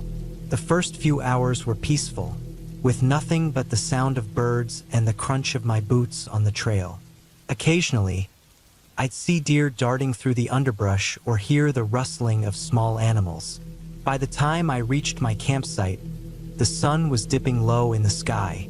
The spot I chose was near a small, clear stream, surrounded by tall pines and a few scattered boulders. It was perfect, quiet, isolated, and with just enough flat ground for my tent. I set up quickly, wanting to get everything organized before dark. Once the tent was up, I gathered some wood to build a small fire. Even though I didn't plan on keeping it going long, it added a sense of comfort. After eating a simple meal of instant noodles and jerky, I sat by the fire, enjoying the solitude. The stars began to appear one by one, and soon the sky was a canvas of constellations. It was the kind of night that makes you feel small, but in a good way. I stayed up for a while, listening to the distant hoots of owls and the soft murmur of the stream. Eventually, though, the chill set in and I decided to call it a night. Inside my tent, I felt safe.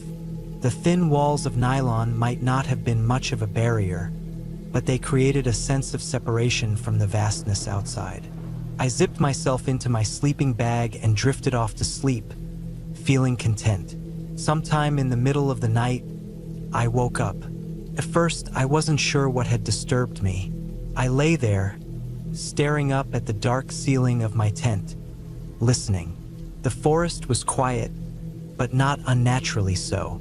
I could hear the faint gurgle of the stream and the occasional rustling of leaves. Figuring it was just a deer or some other harmless animal, I tried to go back to sleep. But then I heard it, a sound that didn't belong. It was faint at first, like the crunch of leaves underfoot. My mind immediately went to animals again, a bear maybe, or a raccoon. But as I lay there, the sound grew louder and more deliberate. It wasn't the random noise of an animal foraging. It was rhythmic, like footsteps. My heart started to race. I told myself it had to be my imagination or some natural explanation, but the sound continued. It was coming closer, moving through the woods toward my campsite. I stayed as still as possible, barely daring to breathe. The footsteps stopped just outside my tent. I stared at the tent wall, half expecting to see a shadow or movement. My mind raced through possibilities. Was it a hiker who had gotten lost? Park ranger? But what kind of person would be wandering through the woods at this hour without a flashlight? Minutes passed, and the silence was deafening. I thought whoever or whatever it was had moved on, but then I heard a faint, scraping sound. It was right next to my tent, as if someone was dragging a stick or blade against the fabric. Panic surged through me, but I forced myself to stay calm. My backpack was next to me, and I carefully reached for the knife I always kept in the side pocket. My fingers found the handle, and I gripped it tightly. The scraping stopped, and everything went quiet again. I waited, every muscle in my body tense. I didn't hear any footsteps retreating, but I also didn't hear anything else. After what felt like an eternity, I finally mustered the courage to unzip the tent just enough to peek out. The campsite was empty. The fire had long since died down, and the moonlight barely illuminated the trees. I scanned the area, knife in hand, but saw no signs of anyone. Slowly, I unzipped the tent further and stepped out. The cool air hit me, and I felt exposed without the flimsy walls of the tent around me. I checked the ground for tracks but couldn't find anything definitive. The forest floor was a mix of leaves and pine needles, making it hard to tell if anyone had been there. Still, I couldn't shake the feeling that I wasn't alone. I debated whether to pack up and hike back to the trailhead, but the thought of navigating the narrow, uneven trail in the dark wasn't appealing. Reluctantly, I decided to stay until morning. I didn't go back to sleep. Instead, I sat in my tent with my knife in hand, listening to every sound the forest made. The footsteps didn't return, and eventually, the first light of dawn began to filter through the trees. As soon as it was bright enough to see clearly, I packed up my gear and started the hike back. The hike out was uneventful, but I couldn't shake the uneasy feeling that someone had been watching me. I kept glancing over my shoulder, half expecting to see someone following me, but the trail remained empty. When I finally reached my car, I felt a wave of relief. I threw my gear in the trunk, started the engine, and didn't look back. It wasn't until I got home and unpacked that I noticed something strange. The tent's rainfly had a small, clean cut in it. Not a tear, but a deliberate slice. I hadn't noticed it while I was out there, but now it was impossible to ignore. Someone had been at my campsite that night, and they had been close enough to touch my tent. I still don't know who it was or what they wanted. Maybe it was just some prankster trying to scare me, or maybe it was something more sinister. Either way, I haven't been camping alone since. The wilderness might be beautiful, but it's also unpredictable. And sometimes it's not the animals you need to worry about.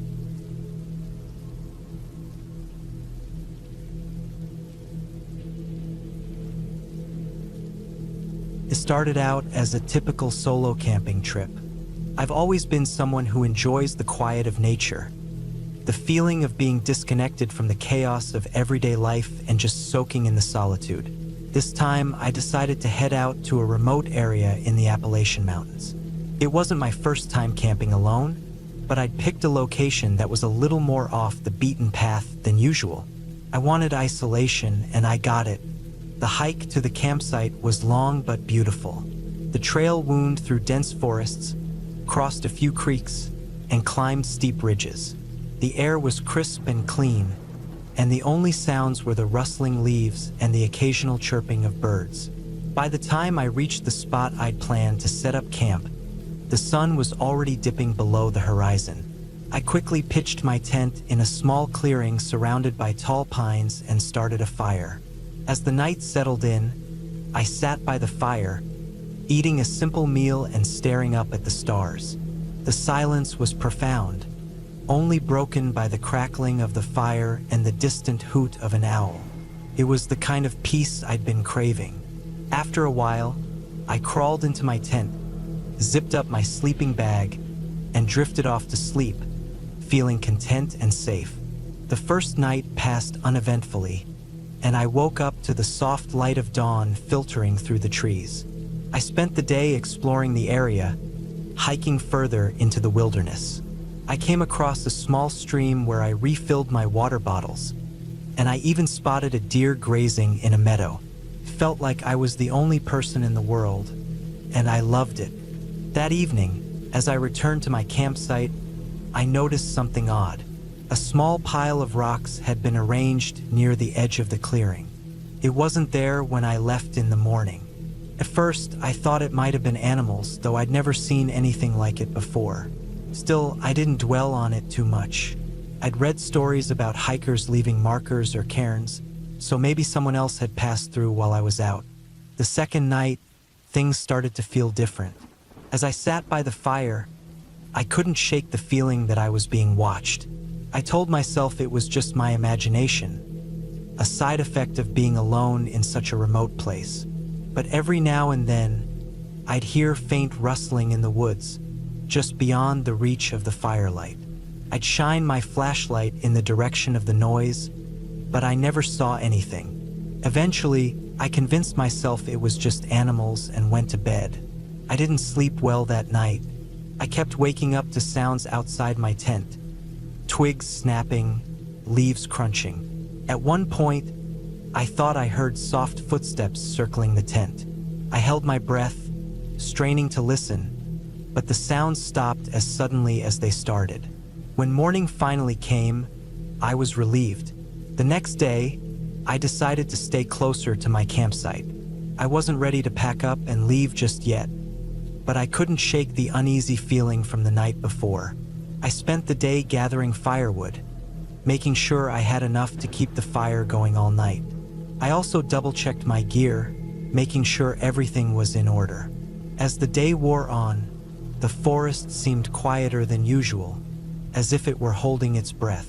That evening, as the sun set and the shadows grew longer, I felt the unease creeping back in. I made a point of keeping the fire large and bright, hoping it would deter any curious animals or people. But as the night deepened, the feeling of being watched returned, stronger than before. This time, it wasn't just a vague sense of unease. It was a gnawing certainty that I wasn't alone. Around midnight, I heard it again, the soft rustling, the snapping of twigs. But this time, it was closer. I grabbed my flashlight and shone it into the trees, but the beam of light revealed nothing but shadows. I called out, my voice trembling, but there was no response. The sounds stopped, and the silence that followed was almost deafening. I didn't sleep at all that night. I sat by the fire, clutching my knife, listening to every sound. At some point, I thought I heard faint breathing coming from the darkness, but I couldn't be sure. The hours dragged on, and I kept the fire burning as brightly as I could. When the first light of dawn finally broke through the trees, I felt a wave of relief. I decided to cut my trip short. Whatever was out there, I didn't want to stick around to find out. I packed up my gear as quickly as I could, my eyes constantly scanning the forest around me. As I was breaking down my tent, I noticed something that made my blood run cold. Another pile of rocks had appeared overnight, this time right next to the fire pit. It wasn't there when I went to bed. I didn't waste any more time. I shouldered my pack and started hiking back toward the trailhead. The forest, which had seemed so peaceful just days ago, now felt menacing. Every sound made me jump, and I couldn't shake the feeling that I was being followed. I kept glancing over my shoulder, but I never saw anyone. The hike back was grueling. My legs felt heavy, and my heart pounded in my chest. I tried to stay focused on the trail, but my mind kept racing. Who had made those rock piles? Were they watching me now? The paranoia was overwhelming. About halfway back, I came across a section of the trail that had been blocked by a large branch. It hadn't been there on the way in. I had to climb over it to continue, and as I did, I noticed something that sent a chill down my spine. Scratched into the bark of a nearby tree was a simple, chilling message. Go back. I didn't stop to think. I practically ran the rest of the way to the trailhead, my pack bouncing against my back. When I finally reached my car, I threw my gear into the trunk and sped off without looking back. It wasn't until I was miles away that I started to feel a sense of relief. Even now, weeks later, I can't explain what happened on that trip. I've replayed it over and over in my mind, trying to make sense of it. Maybe it was just a prank, or maybe someone really didn't want me there. Whatever the case, it's an experience I'll never forget. I haven't been camping since, and I'm not sure if I ever will again.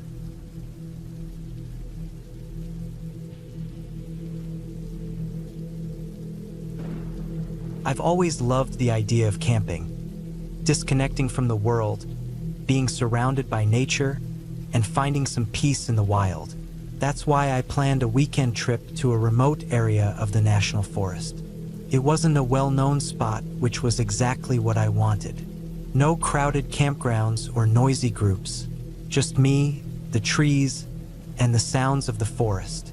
I packed everything carefully: a sturdy tent, plenty of water, food, a first aid kit, and a small knife. I even brought a GPS device just in case I lost the trail. I'd chosen a spot that wasn't far from a small creek, thinking the sound of running water would be relaxing. The hike to the site wasn't too challenging, but it was long enough to feel like I was truly getting away from civilization. The forest was beautiful. Towering pines stretched high above, their branches swaying gently in the breeze. The air smelled fresh, mixed with the faint scent of damp earth and pine needles. Sunlight filtered through the canopy, creating patches of light and shadow on the forest floor. Occasionally, I'd spot a squirrel darting up a tree or hear the call of a bird somewhere in the distance. It was everything I had hoped for. When I reached my chosen campsite, I felt a sense of satisfaction. The spot was perfect. Flat ground for the tent, a fire ring someone else had built long ago, and the creek just a short walk away.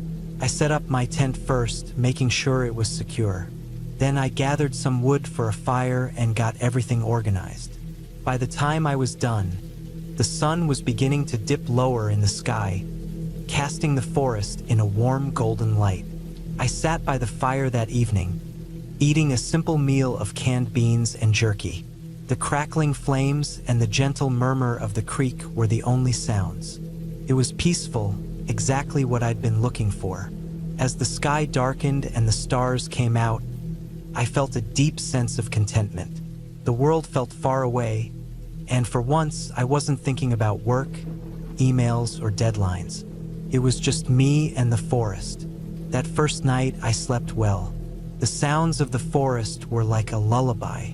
I woke up early the next morning, feeling refreshed. After a quick breakfast, I decided to explore the area. I didn't go far, just followed the creek for a while and then looped back toward my campsite. Along the way, I found an old tree with deep claw marks on its trunk. It was a reminder that I wasn't alone out here. Bears or other wildlife could be nearby, but I wasn't too worried. I'd taken all the necessary precautions, like storing my food in a bear-proof container. The rest of the day was uneventful.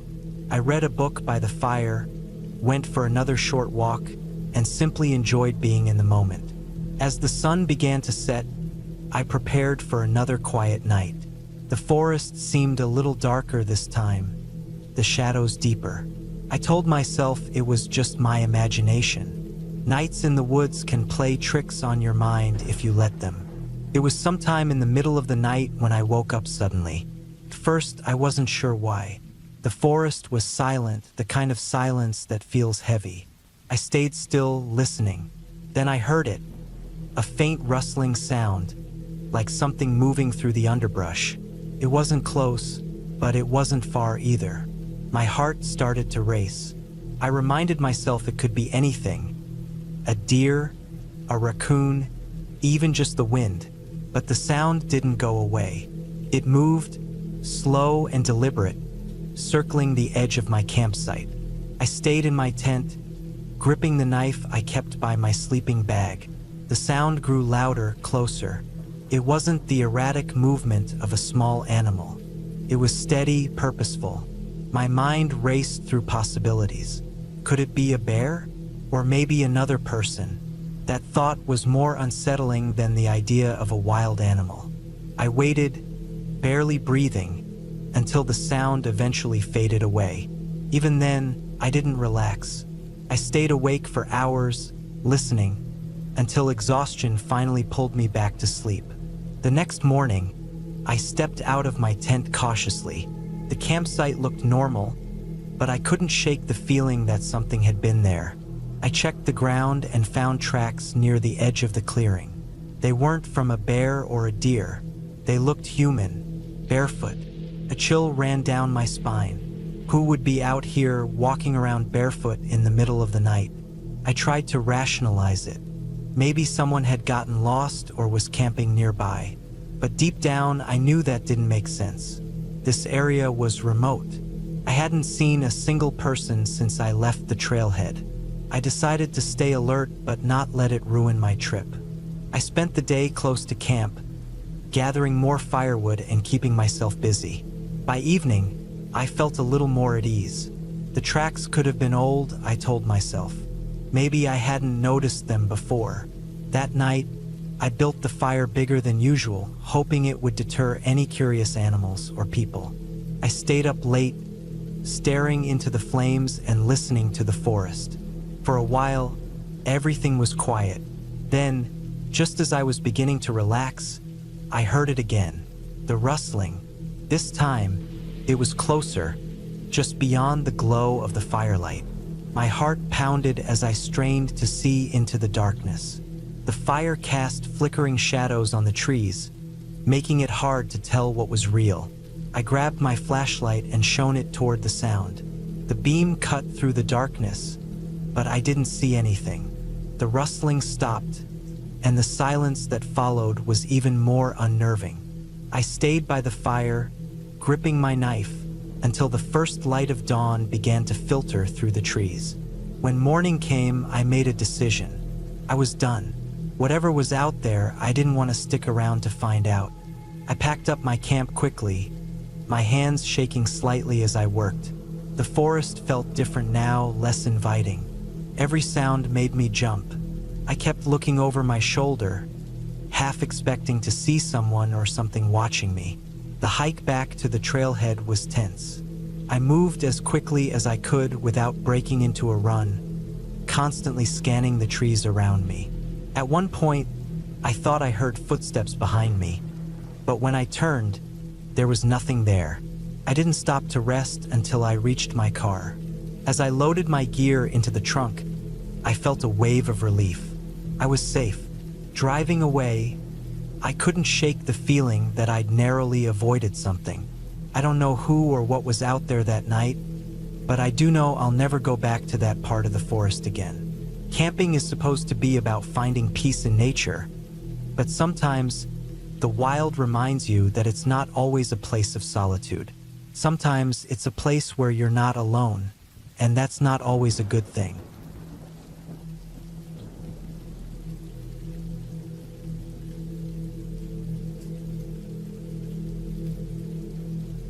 I've always loved camping, and being outdoors has a way of resetting my mind. Last year, I planned a solo camping trip to a spot deep in the mountains. I had done some research and found a remote location that seemed perfect. No cell service, miles from any town, and surrounded by nature. The kind of place where you can't hear anything but the wind in the trees and the chirping of birds. That's exactly what I wanted. I drove out early in the morning, my car loaded with all the gear I'd need for a few days. A tent, sleeping bag, enough food and water, and the essentials like a flashlight, knife, and first aid kit. The drive took about 4 hours, and as I got closer, the roads became narrower and less maintained. By the time I reached the trailhead, it felt like I had left the world behind. There was only one other car in the small parking area, but it looked like it had been there for a while, covered in dirt and pine needles. That didn't bother me. In fact, it reassured me that I wouldn't run into anyone else out here. The hike to the campsite was about 6 miles, mostly uphill.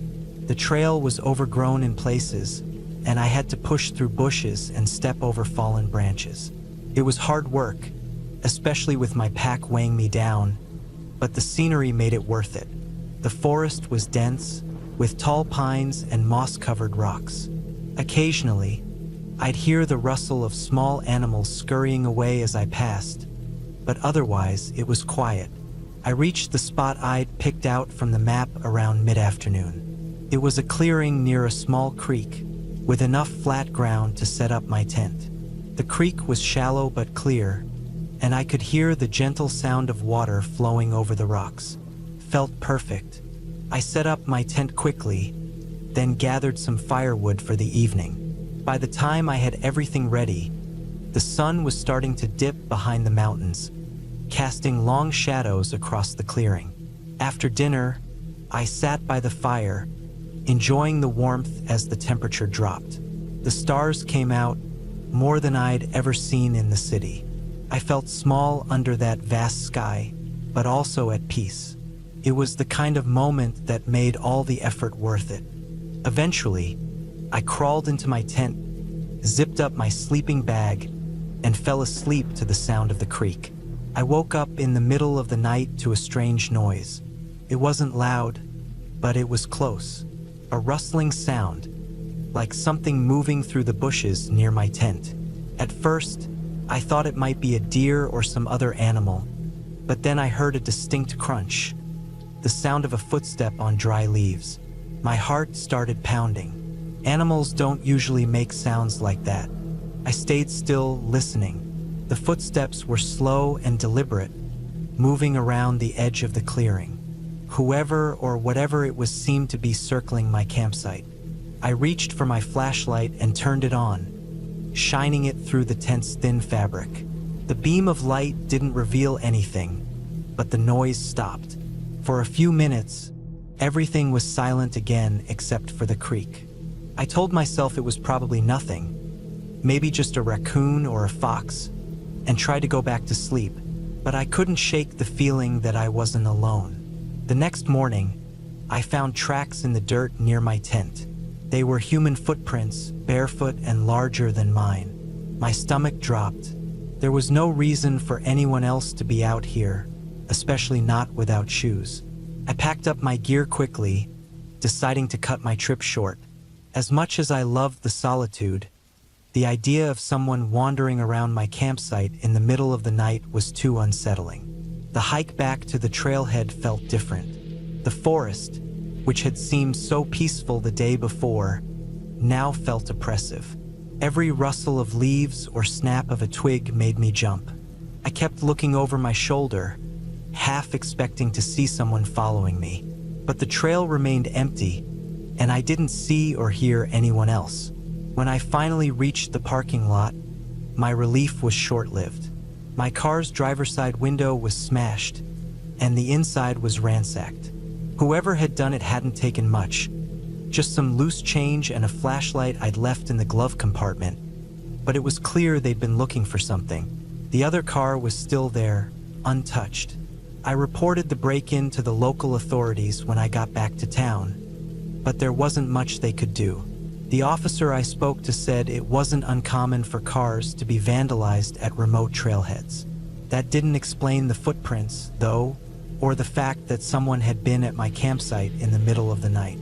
For weeks after, I couldn't stop thinking about what had happened. I tried to rationalize it.